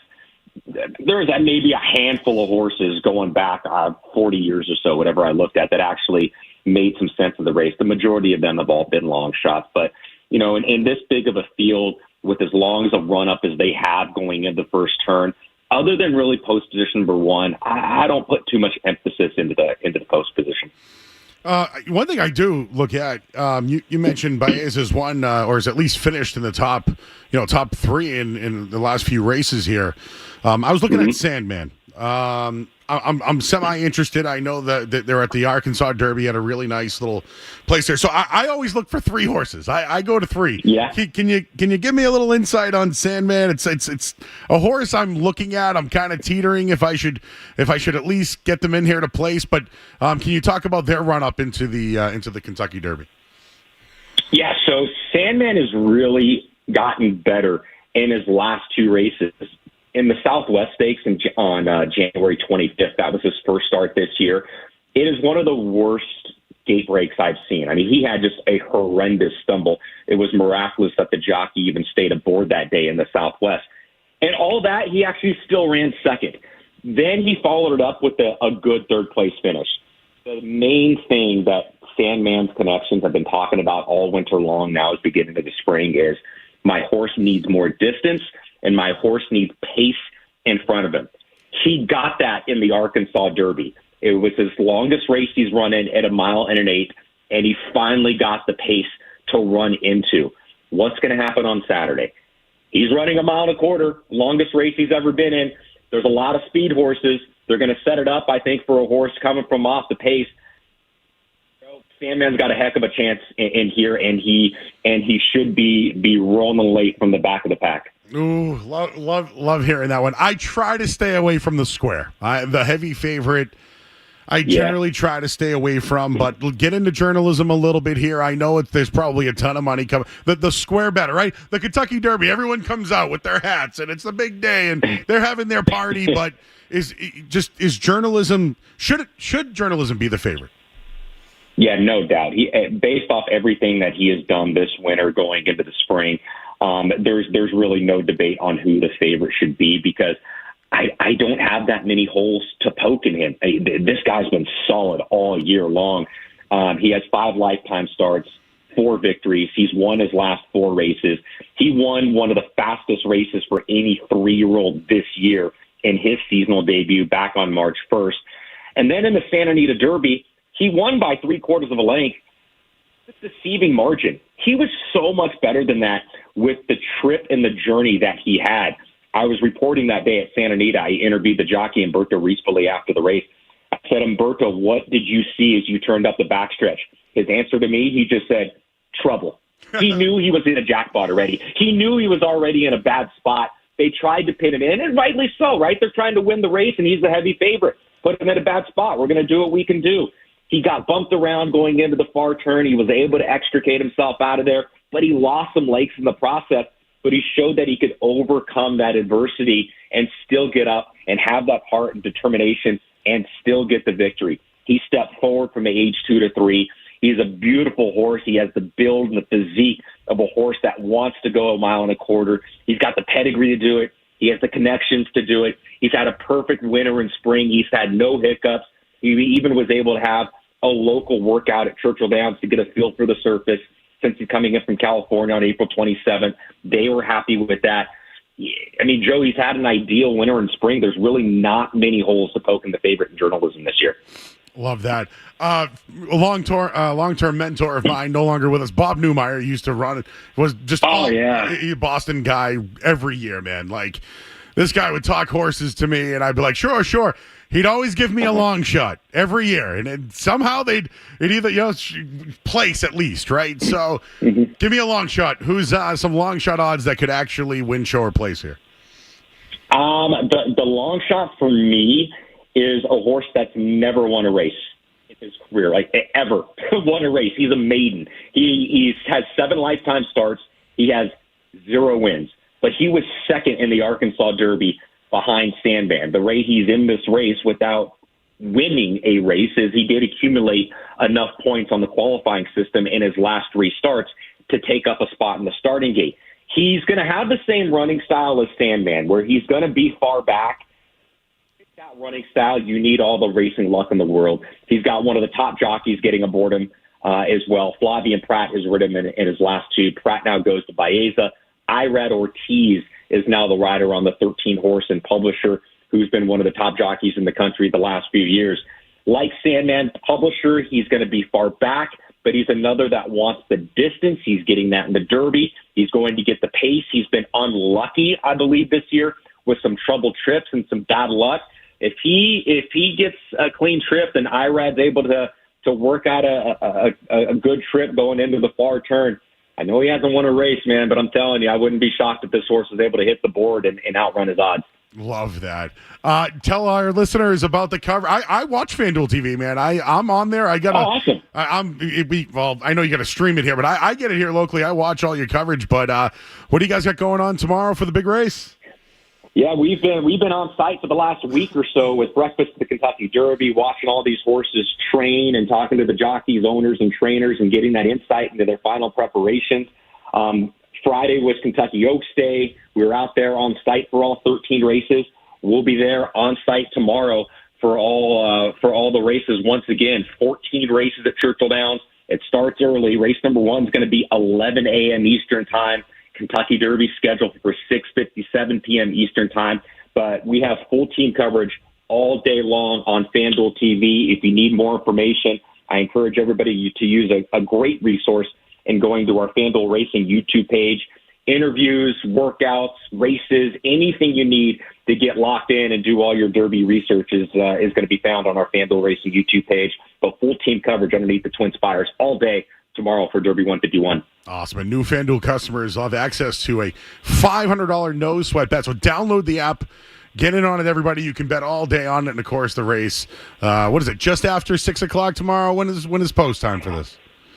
Pretty close to 7 o'clock, 6:57 p.m. Eastern Time. And the new wrinkle in this is the weather situation. There was a severe weather delay on Kentucky Oaks card on Friday today.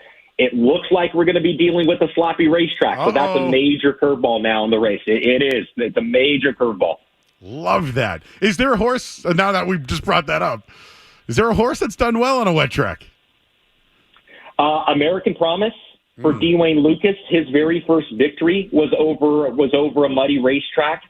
Luxor Cafe, the 7-horse, is 3 for 4 over an off racetrack. He's coming in from Japan. He's a long shot, but the 2-horse Neo Equos has won over an off racetrack. He's still going to need to improve greatly in here.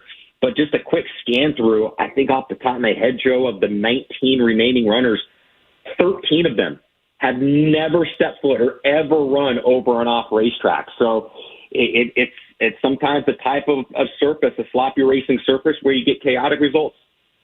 This is great. Love this. Appreciate your time, Joaquin Jaime. You can check out all his work, FanDuel TV. I'm going to be locked in tomorrow, man. I already got my win show place, but if it's a wet track, I got American Promise on my list. So I appreciate your insight. Appreciate you joining us here on 98.5 The Sports Hub in Boston. Best of luck tomorrow, man, and should be a great day on the old track.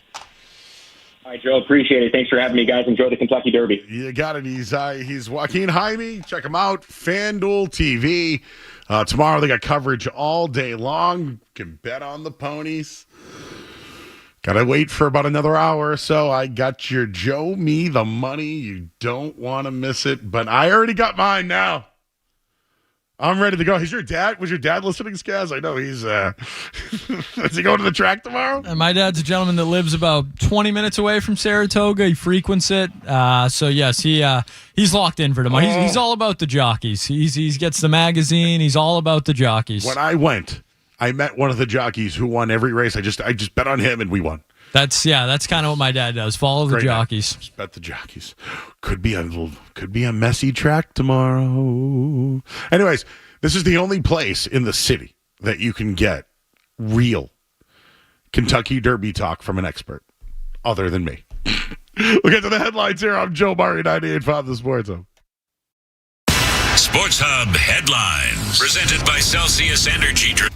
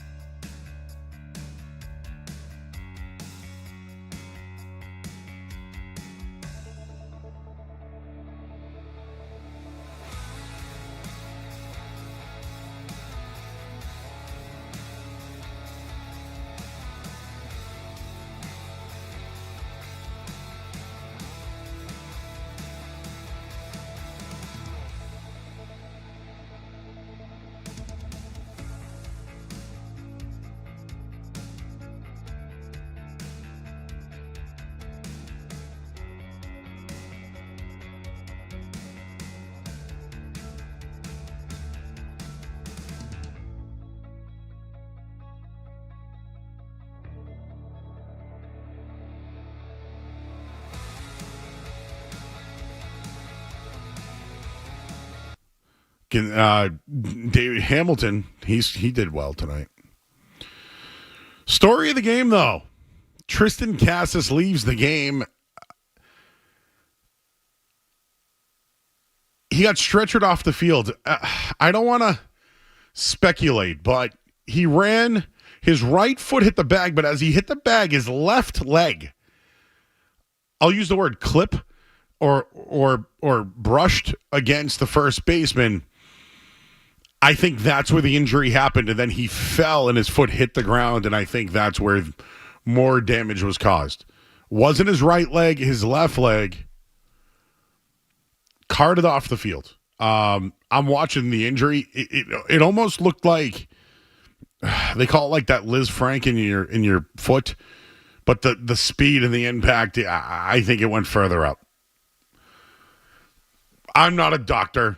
I'm just telling you it's not good. I think they rallied around it. And that was my take early on tonight. Can they rally around this? So 6-1 winners tonight. They're now 18-16 on the season. Our intern Trent that went tonight. I wonder if he got a Fenway Frank or some street meat. I love street meat. Liam Hendricks tonight, 10 pitches, clean. All the bullpen: Wilson, Weissert, Hendricks. Clean. Devers 3 hits on the night. David Hamilton 3 hits. So he's now batting 162. He was batting 081.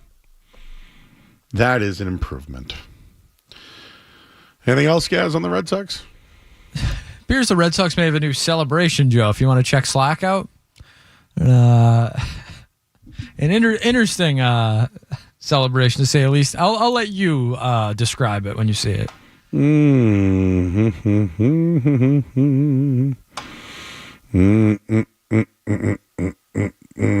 that a hugging of a hugging? Is that like a?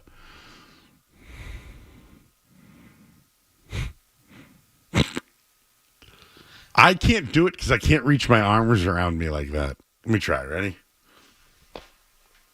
You got to turn around, Joe. Yeah, for the people on YouTube. I believe it's Garrett Crochet that is doing that. I'm not 100% certain of that, but it's some interesting thing. You know, the vibes, Joe. We talk about the vibes a lot. Seems like the Red Sox in good spirits. Hopefully we get some... I'm going to tell you right now.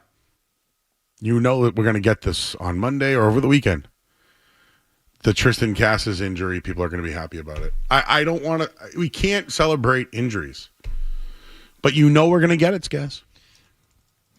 Unfortunately, I think you're right. I think we will get some of that. But the best case scenario for the Red Sox is not Tristan Casas getting hurt. It was Tristan Casas figuring it out and playing to what we've been told his ability is. It was better for him to figure it out.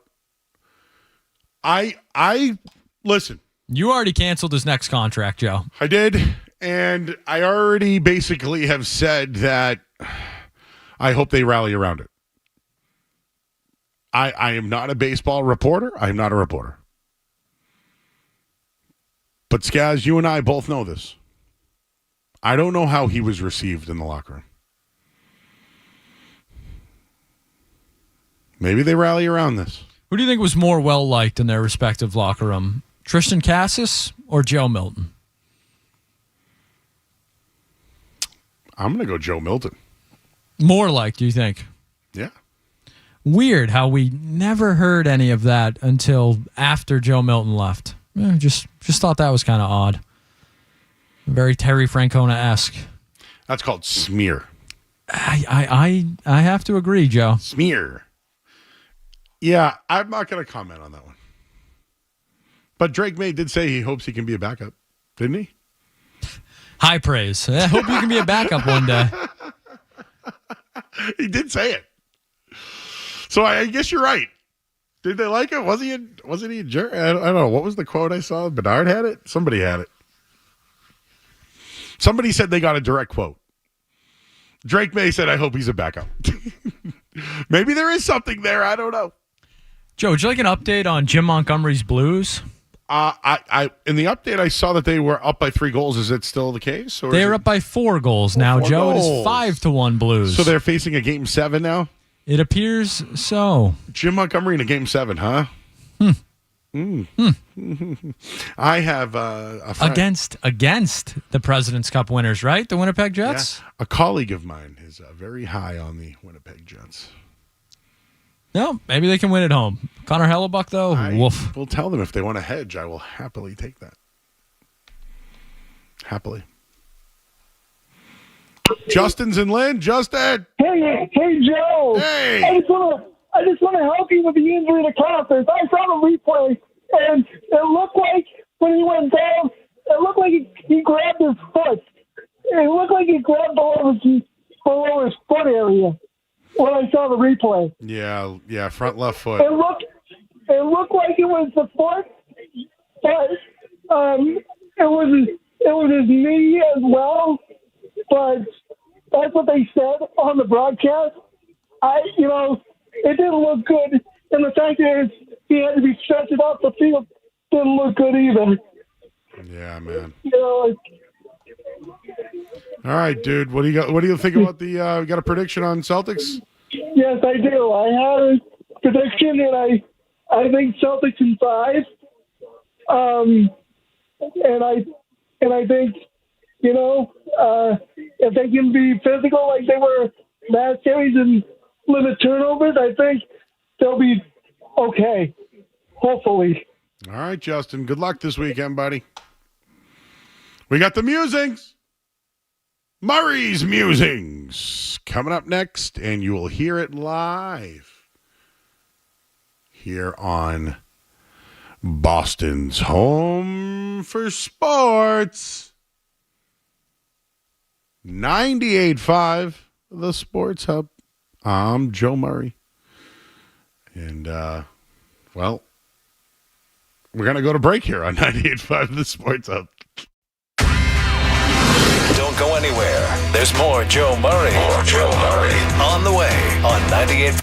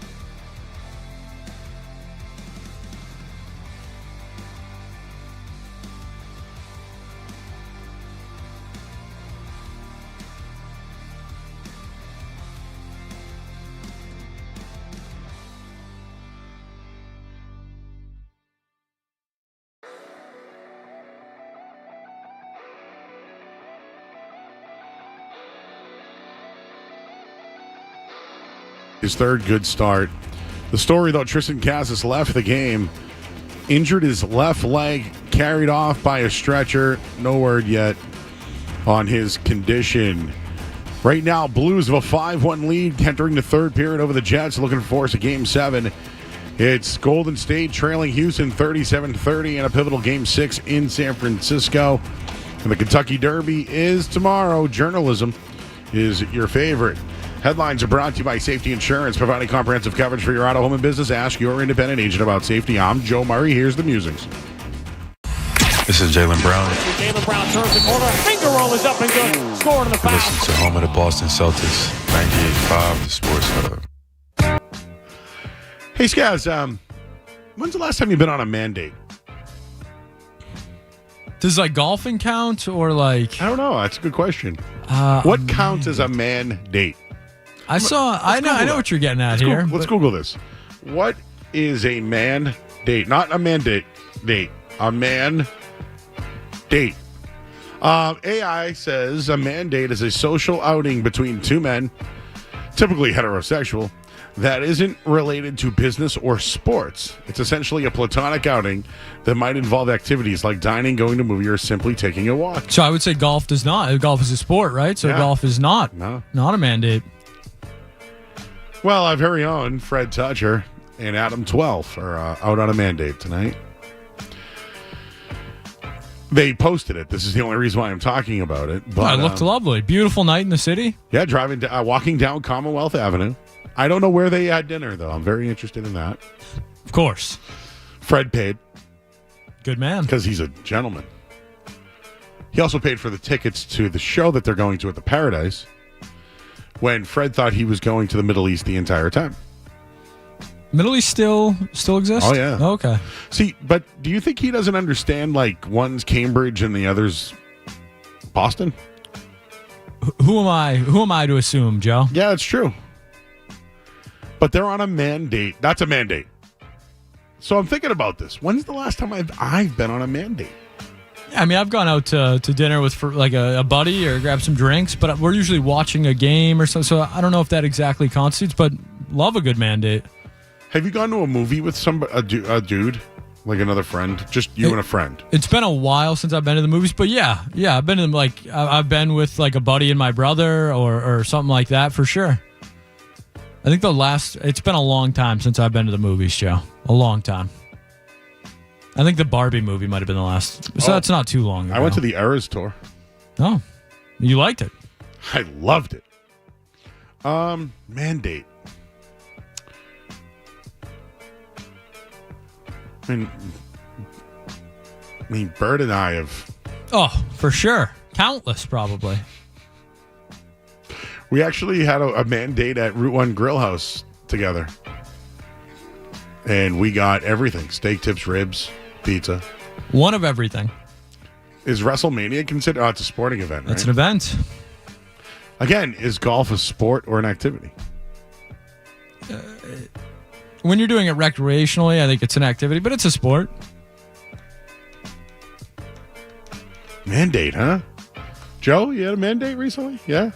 All the time, he says. All the time, okay. I mean, hey, listen. Mandate it up. Said he got some Mai Tais with his boys this week. All right. That sounds like a great mandate. Oh, yeah. A couple Mai Tais. A couple Rangoons, maybe. I'm a Scorpion Bowl guy. Oh. I don't know why. Is it the booze that, That got a pop back here. Yeah, but he's a big Scorpion Bowl guy. Joe, back in the day, pre-Kowloon days. This is when I was living in Boston. Doesn't exist anymore. There was a place in Dedham called Kikuyama. Doesn't exist. It's now like a blue ribbon barbecue. We used to have Scorpion Bowl races. I don't know if I can condone this, Joe. No, we would line up like a horse race. It was like we would have 5 people. What size Scorpion Bowl are we talking For 2. here? For 2. Yeah. Oh yeah, the big boys. With the alcohol in the middle. With the long straws. You know, the long ones? So what I would do is I would drink both straws, 2 straws at the same time. It's kind of like using 2 microphones at the same time.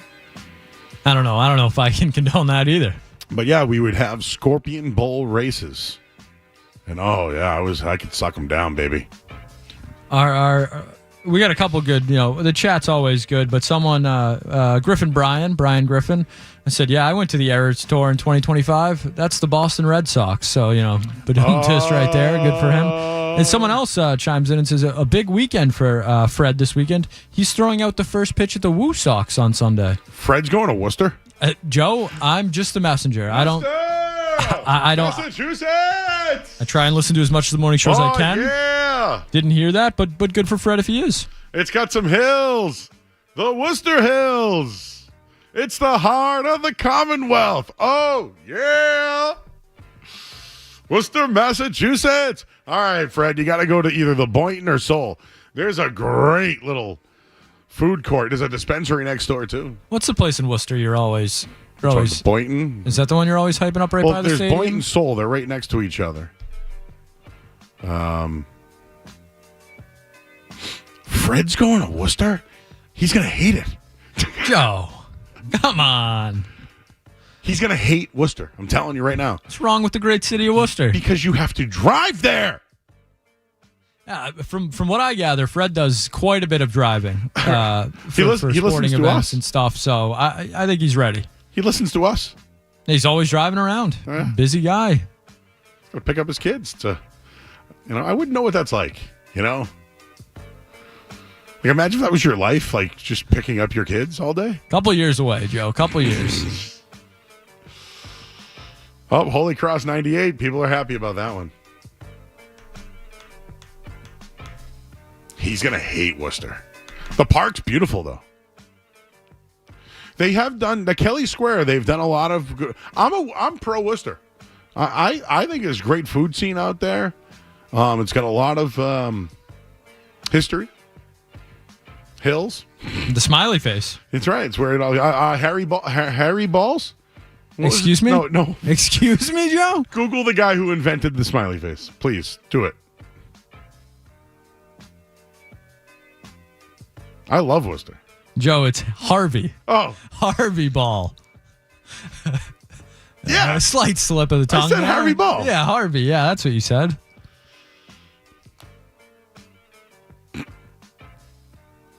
Good old Harvey. Harvey. Did you know that George Washington had like a cherry tree out there, too? He did something with that. I can't remember what it was. A mandate, a platonic outing by two typically straight men, often in a setting that would otherwise be reserved for romantic encounters. Is that like maybe a picture outside the Bellagio with the sprinkler system? Whatever the...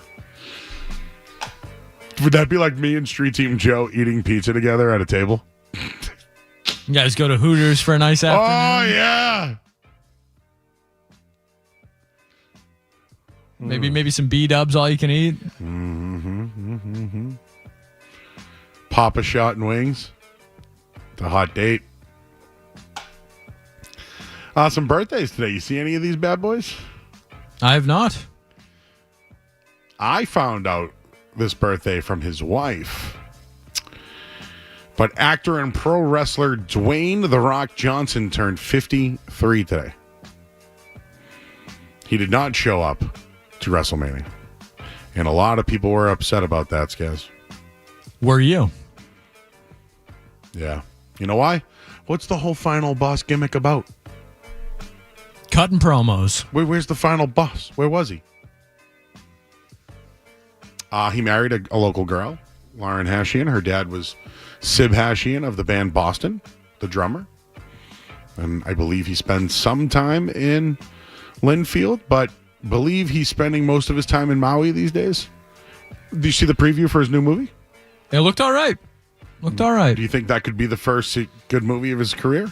I mean, he's got to start somewhere, right, Joe? The Mob Boss movie looks good. That's the Scorsese one, right? Yep. Yeah, I mean, that has to be good, right? I hope so.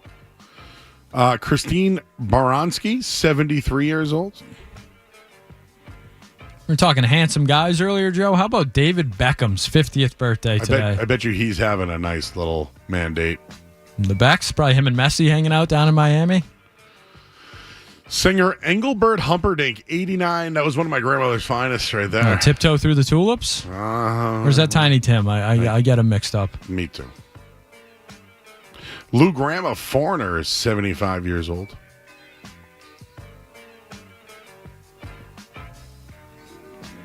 That's all I got. I got nothing else tonight. You fan of The Office, Joe? Yeah, I love The Office. Ellie Kemper's birthday today. Which one was she?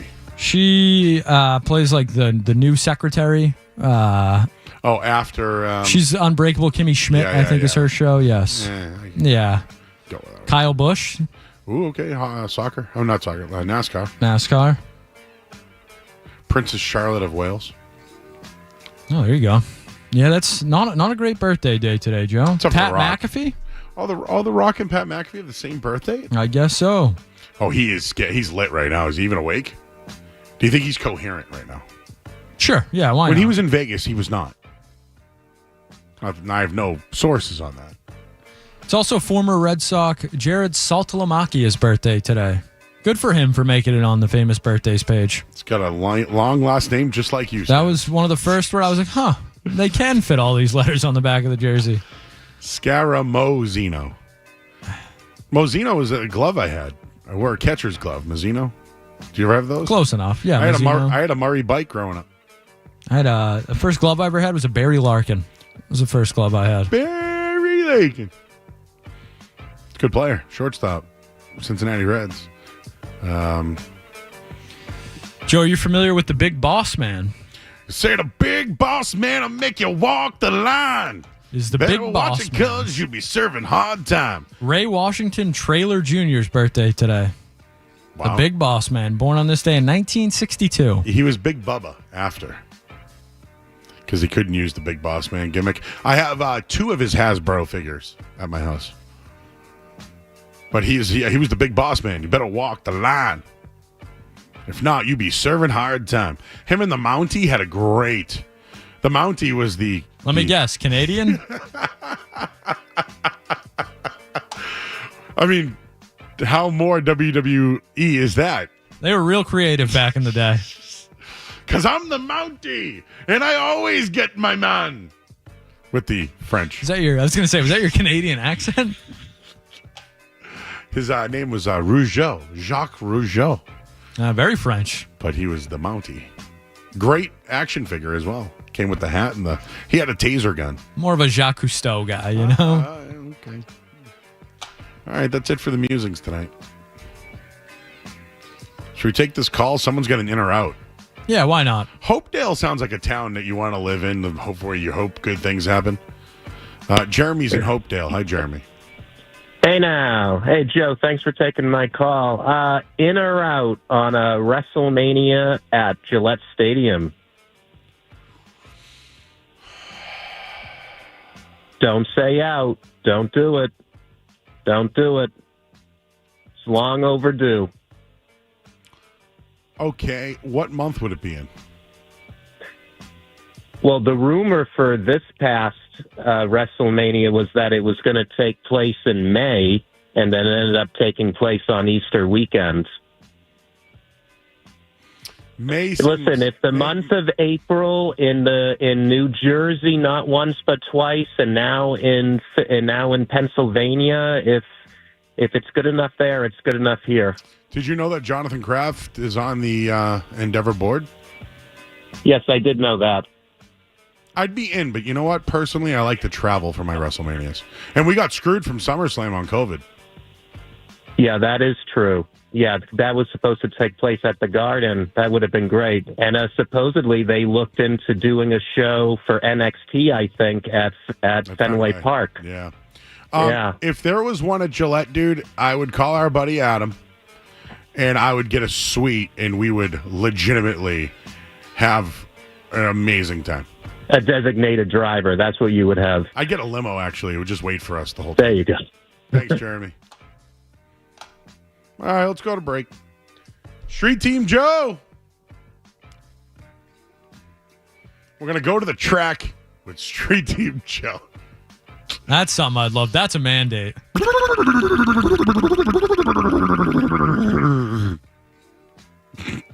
was good, right?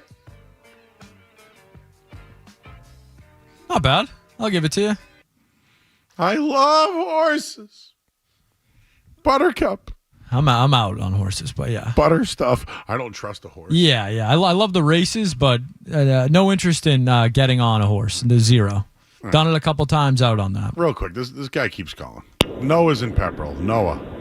Hey, Joe. I don't keep calling. I haven't called in a while, but I just wanted to let you know, being at the game and seeing the way Casas came into that bag, the way he ran, I mean, I'm no doctor, but it looked like he hyperextended his knee as he hit the bag. So hopefully you don't wish any. Had nothing to do with that leg. It was the other leg. Oh, I'm sorry. All right, cool. Well, thanks for the update, man. Have a good night.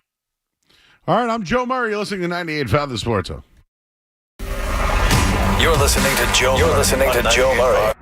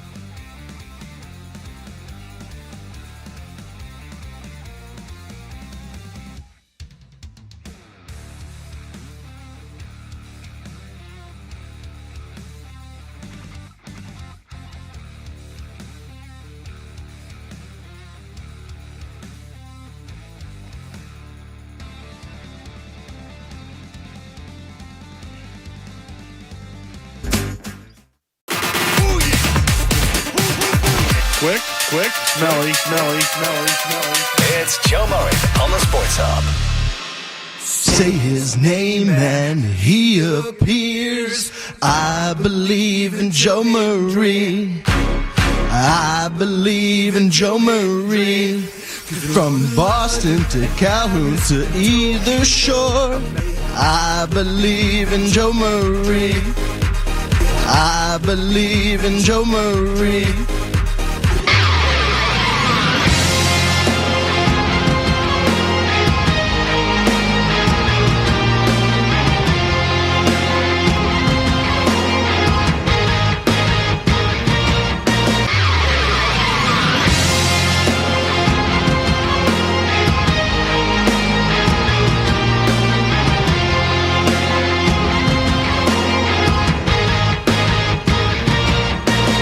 Say his name and he appears. I believe in Joe Murray. I believe in Joe Murray. From Boston to Calhoun to either shore. I believe in Joe Murray. I believe in Joe Murray. Yes, back here on 98.5 The Sports Hub. Whose voice was that? Sounded like the voice of Street Team Joe in the production of one James Scaramazino. Voice of an angel, somebody say. Somebody in the chat. From shore to shore, I believe in Joe Murray. From Boston to Calhoun to either shore. I believe in Joe Murray. I believe in Joe Murray. I hope Joe Hendry allows that, please. Who I've met. Nice guy from TNA heavyweight champion. Great job, Joe.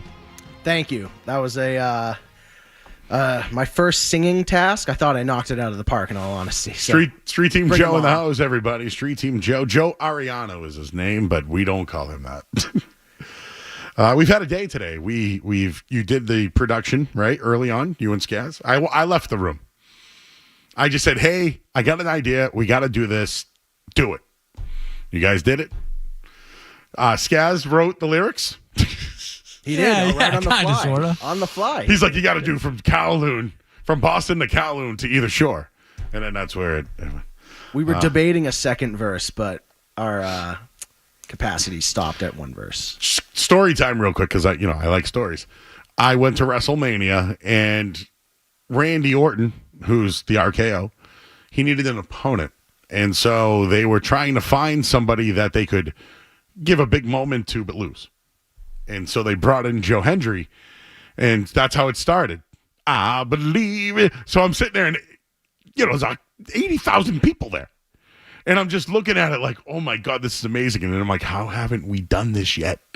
And then so his big thing is, I wish I could do it on the. Hang on, let's see if we can do this, guys. Hang on a second.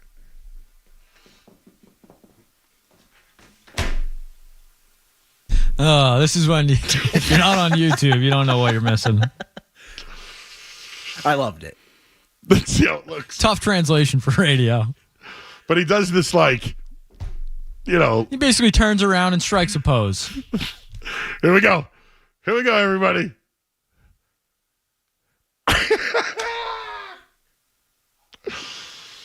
Good job. And what's scary is I think I could have done a better job. I think you could have. Well, listen, this is radio. Yeah. You throw it against the wall, and if it sucks, you either try it again or you do better. I think I can take it up another octave or two. So be ready. How's the pizza?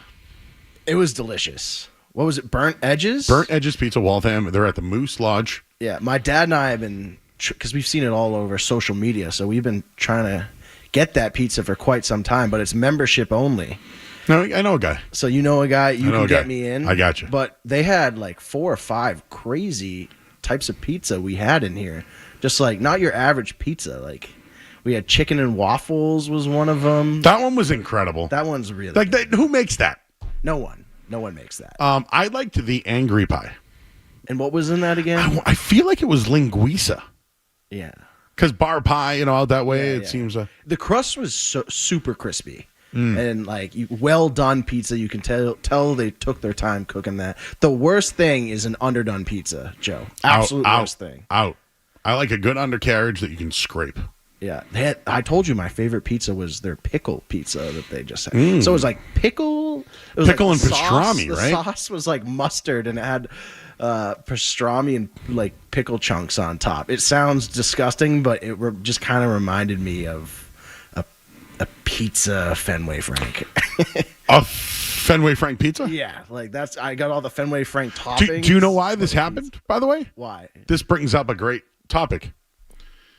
Last night, I don't know what happened, but Skaz saw something about hot dogs at games. Was it Phillies game? It was intern Trent saw it at a Phillies game. Intern Trent.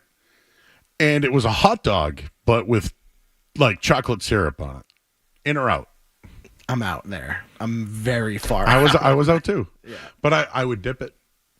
Just to try? Just to like get a sense? I would get a naked hot dog. Yeah. If there was chocolate sauce, I would dip it and eat it. To try. And would you? Okay, so you would maybe, if it was bad, you'd stop. Mm-hmm. All right.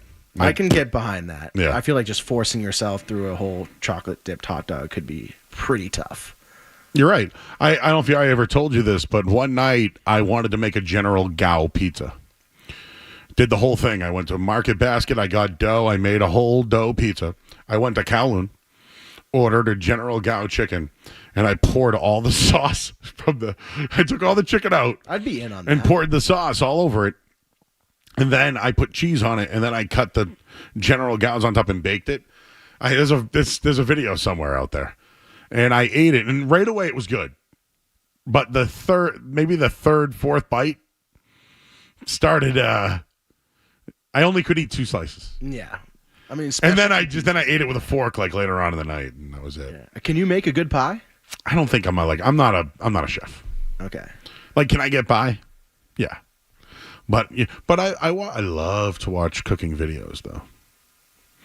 The Girl Meets Farm is my favorite. What's your favorite type of cuisine, would you say? So Italian's the easiest thing to make for me. I don't know if it's because I grew up that way, but the rice cooker and the air fryer are my 2 favorite inventions. If there was a George Foreman grill, I would include that as well. I'm thinking about getting a Blackstone for my porch. I have a nice grill, a Weber. Weber. But I love my number one cooking is breakfast. Yeah. You were describing to me those breakfast sandwiches that you would make. You still making those? So you know what's funny? Look, can I test you on one? Yeah. I like to use wraps now, like tortilla wraps. I call them tortillas. So what I do is I'll make a scrambled egg. So I'll put three eggs in a thing, whisk it up, let it cook, and then I'll find probably a sausage, a link or a patty, whatever, cheese, all in one. Make it like it's an omelet, So then what I would do is I would take a tortilla. If it's a big tortilla, I'll fold it, and then what I'll do is I'll get real cheese. I'll put the tortilla on the cheese and wrap the cheese on the outside and cut it. Wait, describe. So it's like an inside out omelet. Okay, so the wrap. cheese is on the outside. Yes, and the inside. Okay. So it's an inside out wrap. Skaz, well, what's your thoughts on this? This is when I just sit back and let two masters go to work. Okay. I don't get in the way. Let's just say I made a sausage, egg, and cheese wrap. Okay, and? Then I get more cheese, let it melt with butter, and then I wrap the tortilla on the cheese so the cheese is on the outside. And then you put that cheese back on the pan, or no? No.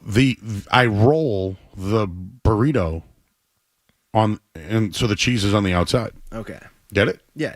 I wrap the burrito with cheese. But some people do cook the wrapped burrito with cheese and put it back on something, so it's more like burnt cheese. There's a little bit of that, yeah. Yeah, okay. I have to ask Joe, is there any dipping taking place? Ketchup.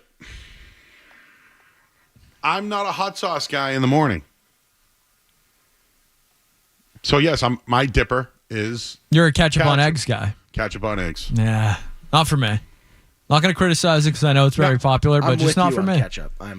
That's You're a ketchup person that's in the morning. also my I could go condiment choice. naked, too, and just eat the... But anyways, that's what I've been doing of late.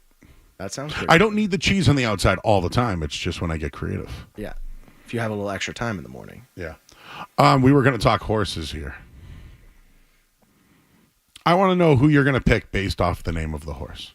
You ready? Yeah, so just going in, I have not Nothing. a clue. This is the point. Yeah, of who's racing. Okay. No details whatsoever. You're going to pick 3 horses, and if they win, show, or place, you're the winner. Okay. You won a pack of Gushers. Sweet. You like Gushers? I love Gushers. I love Gushers. Yeah. Probably my favorite fruit snack right now. Scooby-Doo fruit snacks were up there, but they've gotten worse. Never had the Scooby-Doo. Yeah. I don't think they sell them much anymore. Fruit by the Foot was a favorite of mine growing up. Yeah. They have new Nerds candy. It's like a ball of gummy and then wrapped in Nerds. It's pretty good. I like Airheads. Destroys your teeth though. Oh yeah. Dentist was not happy with me. I like Airheads. You ever have Airheads? Yeah. All right, you ready? I'm ready. Citizen Bull. Citizen Bull. Neo Ecos. Final Gambit. American Promise. You can write it down if you have to. Admire Daytona. Luxor Cafe, which is a real place in Vegas. I stayed there. Journalism. Burnham Square. Flying Mohawk. East Avenue. Publisher. Tistastic. Render Judgment. Coal Battle. Sandman. Sovereignty. Chunk of Gold. Owen Almighty in Baeza. How do you spell that last one? Baeza. Baeza, which was a big topic of conversation during our interview with FanDuel. I think right off the bat, at least like the coolest name that like speaks out to me is Flying Mohawk. Flying Mohawk. Can you give me some odds on Flying Mohawk? Flying Mohawk right now 30-1. So $100 gets you 30. Yeah. $100 gets you 3,000. Sorry. 3,000. Yeah. It's good odds. Those are good odds. The long shot. Some of the other names I liked. The last one that you said, the one that I struggled to spell. Baeza. 12-1. Yeah. And then give me the last 3 you said again. Sovereignty, Chunk of Gold, Owen Almighty. Owen Almighty. I love Bruce Almighty. It's one of my favorite movies. Owen Almighty reminded me of it. That's the sole reason I'm going with it. Tistastic. What do you think the Tiz is for? I don't know what makes you think of. I think of like Tiz to Pez. Remember the Pez candy? Yeah, I love Pez. Yeah, that's like the first thing that comes to my mind when what would be your Tez now? Your Pez dispenser face now? Ooh, I'd probably go Kevin Garnett with that like anything's possible. Yeah, that like smile. That's not where I went. Who did you go with? Have you seen The Last of Us at all? My grandma watches that show. It'd be like Pedro Pascal for some reason. Okay, I know who. I don't know why I went there, Skaz. Or the giant bloater that was attacking them. Your grandmother watches Last of Us? Yeah, she does. She's excellent. She's crazy. She watches all like the blood and gory shows. Game of Thrones? Yeah, she updates me on what shows to watch. Last of Us is good, bro. Yeah, I haven't seen it yet. I just finished up Stranger Things. Yeah. It was okay. And what else did I finish up? One Tree Hill. I don't know if you've seen One Tree Hill. Is that like a Gilmore Girls kind of show? It's kind of a girly show. I love Gilmore Girls. Yeah, it's kind of a I want a Luke Steiner. Yeah. Weren't you just watching Lost, Street Team I Joe? also was watching Lost. Oh my God, not Lost. Penny's Boat. Yeah. It's one of the most romantic storylines with Desmond. Oh, Desmond, brother. Yeah. And, that was Penny. That was a good. Yeah. But it was her dad. It was her dad that was in on it the whole time. Spoiler alert. Yeah. You seen it? Yeah. Her dad was the bad guy at the end. One of the bad guys. Yeah. I didn't. Did you trust Ben? I thought Ben was a cool character. He was a cool character. John Locke was one of my favorites. Yeah, he makes it to the end. John Locke's daughter was the one the Godfather got with in Old School. I did not know that. You ever see Old School? Yes. Remember he got with the girl? Yeah. But his boss, remember? John Locke. Wow. His boss. That was a crazy show. I loved Lost. I just hated the ending. Between that, Game of Thrones, I'll at least give Sopranos a pass because I thought we got whacked. Yeah. When it all went black, because there was a storyline between him and Bobby. They had a mandate, and a mandate. Yeah, on the boat or on the dock, and he goes, "Yeah, I heard when you die, it just all turns black." Well, we got the all black, so I thought we got whacked. That's not a bad theory. I think it could happen. Don't stop believing. Yeah, don't stop believing. So Flying Mohawk, Owen Almighty. Win, place, and show in order. What was your other one again? In order. In order. Flying Mohawk, Bruce Almighty, whose name was Owen not Almighty. Bruce. Yeah. And then the last one that I still can't pronounce the name of. Bayeta. Bayeta. Win, place, show. All right, I'm going to write these down. My confidence level is about a 2.5 out of 10.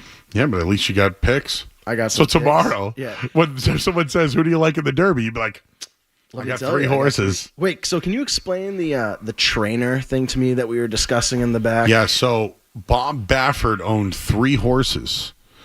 Only one of them is going to be able to race because, well, one, they don't know why he got scratched. But right now he only has Citizen Bull. That's and what's the odds for Citizen Bull to win? 20 to 1. Okay. But then you got to go by the jockey. Martin Garcia is his jockey, which is very successful. So there's the trainer, there's the jockey, and then there's the horse. Okay. You think we'll see Brady out and about for the Derby? Yeah. Him and Welker are going to be making it rain on Jules. Well, remember he was on Molly? Who? Allegedly. Thank you, Scats. Who was on Molly allegedly? Welker. Really? Hey, he won big, and they tried to take it away from him. Yeah, they tried to steal it from him, but he made it rain. Okay, yeah. What was the story behind that one? I think they gave him a incorrectly graded ticket, but that's on them. That's on them. That's not Welker's fault at all. He's in the right. That's his money once they hand it I told to you, him. I went through an illegal book once, and I bet Tiger Woods to beat somebody one-on-one. Well, he picked up the ball, and they stroked him a penalty. I got paid on the account, but then later on, if I had a ticket and cashed it in, I would have won. They would have never got it back. So that's the difference between getting a ticket and betting online. Wow. Those were the old days. Would you love it if Drake May and some of the Patriots were there? In or out? Do you think Drake May is going to be with Tom Brady? Will Mike Vrabel be there? I hope not. We have any odds on this stuff? I would bet on that. That'd be something cool to bet on. Would you? What do you think the next thing Bill Belichick's going to do with Jordan? Let me give you 3 options. Wait, can you explain why everyone's like calling her Jordan? Am I just missing? Name spelled J-O-R capital D-O-N. Is this one of her like she wants to be called? No, it's just Jordan? J-O-R capital D. What would you call her? I'm just like Jordan. What if you were Joe Don? What Bill Belichick does next? Will he get a tattoo, a haircut, or a tattoo or a haircut? I could see Bill rocking like a skin fade hairstyle, like Jordan gets him in with the present times, rocking a brand new haircut. I could see that. I could also see Bill in. Did you see the other day? I don't think he realizes what like Instagram or Twitter was like when they were doing that interview. He didn't even seem to realize like the pictures that were being described, like with him having Jordan on his feet, like the Instagram picture. I don't think he realizes like the world can see that picture. Is that what came across to you? Like it seems like he's not piecing everything together. Correct. And I don't know what's going on. He has let her in charge. Yeah. He is checked out. Yeah. Hey, somebody just emailed me. Joe, are you that bored on a Friday night. So, Skaz, what people don't understand in radio, remember I went really long, like, hey, coming up next. They didn't realize that you were training Joe in the back, so I had to wait for you to come back. But we can't communicate that on the radio because people who are just listeners and don't understand that sometimes there's just two of us here and you're the third guy tonight. But sometimes we have to work. I don't understand. Someone said you're bored? They thought I might have dragged out the going out to break. Oh, no. That was I was trying to teach Street Team Joe how to do the podcast. It's nobody's fault. Well, yeah. It happens. It's a two-man operation. Sometimes the listener doesn't understand some of the challenges we have. Some moving parts. Yeah. So to answer the sir's question, he does love the show. Happy to hear. Coach Belichick's a mess. The Yankees' bats are a bull. The NBA is suspect. I'm going to see Angus on Sunday, and I'm sad because they'll be the last time I see them. That's what he wrote. He goes, I know it's Friday. I'm working. I have you on in the background. I know that you probably had like 45 seconds to kill before sponsorship breaks. And the way that I can't talk about that. You sounded great, but I am sure it was painful. It's just that sometimes we face challenges the other shows don't. But we don't make it look like a challenge, do we? Not at all. We have fun. We could have done, is it a racehorse or a band name? I probably would have gone like 0 for 10 on those questions. But we didn't.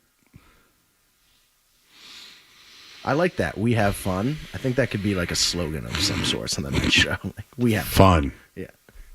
Fun. All right, Joe. Thanks for having me. What have you learned? Have you learned anything today?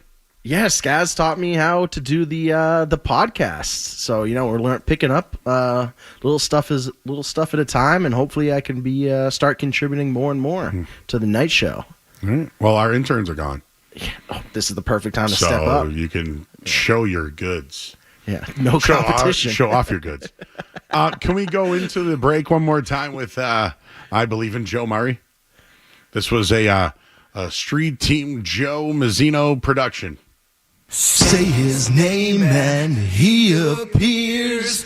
I believe in Joe Murray. I believe in Joe Murray. From Boston to Calhoun to either shore. I believe in Joe Murray. I believe in Joe Murray.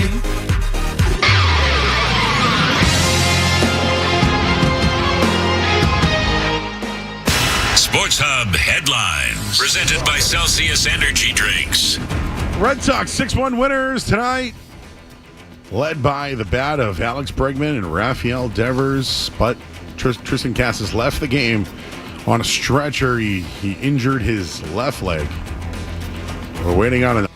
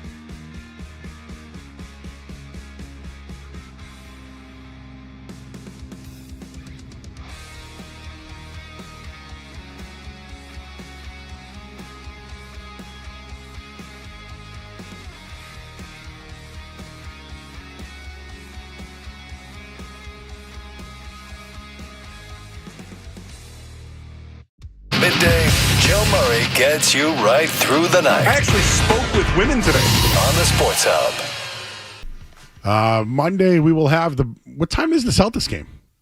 I don't think we know yet, Joe. Oh, we're still waiting. Okay. Well, Joe is on the flow, and we will be here at 7 o'clock no matter what. And we'll take you up until midnight no matter what.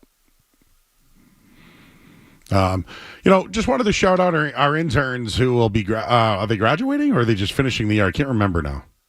I believe one of them's I think Trent's a junior. I think Josh may have been a senior. So shout out to Trent. Shout out to Josh. Did a great job. Helped us out behind the screen. So they did an awesome job. Street Team Joe works on the street team, but he wants to learn the business. So we need help. And he's here on his own volition. At least we fed you thanks to the brokerage bid.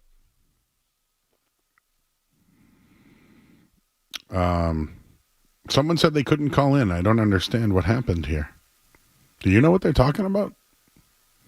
The calls get screened, Joe. If they're not deemed good enough for the show, they don't get on. That's how it works. It's not us. There's like a program or something, right? Well, yeah. I mean, we have a call screener, yeah. Yeah, we have like a screen, though, that tells people who called and if they can come on or not, right? Because they get flagged. Like if you swear, it flags the system and then you can't get back on. Or if you're just overly annoying, we won't let you on. Yeah, like if you're not like coherent or like, Or if you're just bitching the second we pick up the phone, you're not going to get on. Oh, okay. Hey, call back next week, maybe with a better attitude, maybe you'll get on. No. Who's to say? Yeah, maybe we'll be. Yeah, I don't know. Hey, listen, I welcome all callers. I'll fight you all. They want to fight us. If Abe and Norwood got on, I think anybody can get on. What's this thing now with the gorillas?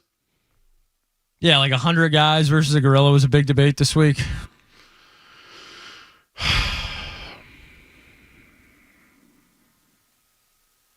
So it's just so I have it straight. 1 gorilla, 1,000 guys. 100.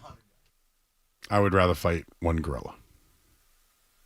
You would rather fight 1 gorilla than 100 men? Yeah. Who would win in the fight between the 100 men and the 1 gorilla, though, I believe is the question. I think the 100 men. I think. I lean that way as well. I think it really depends on the men, though.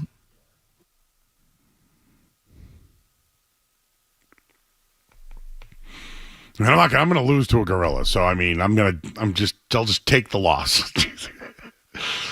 Maybe they want to hang out with me. Maybe they'll feel bad. Maybe they don't want to fight me. Gorillas are famously herbivores, I believe. They don't eat meat or go out of their way to kill bigger animals. Maybe we can just be friends. Because the 100 men, they're going to get defensive. All right. Well, we're back here. I'm back here Sunday. I forgot already. The weekend's here. Hey, thanks to everybody in our chat. Thanks, Brokerage Bid, for feeding us tonight. Thanks, Street Team Joe, for coming in. Thanks, James Scaramuzzino, for all your help. I'm Joe Murray. I'll talk to you guys Saturday, and then we're back here. Sunday, excuse me. And then we're back here Monday at 7. Bye. Don't go anywhere. There's more Joe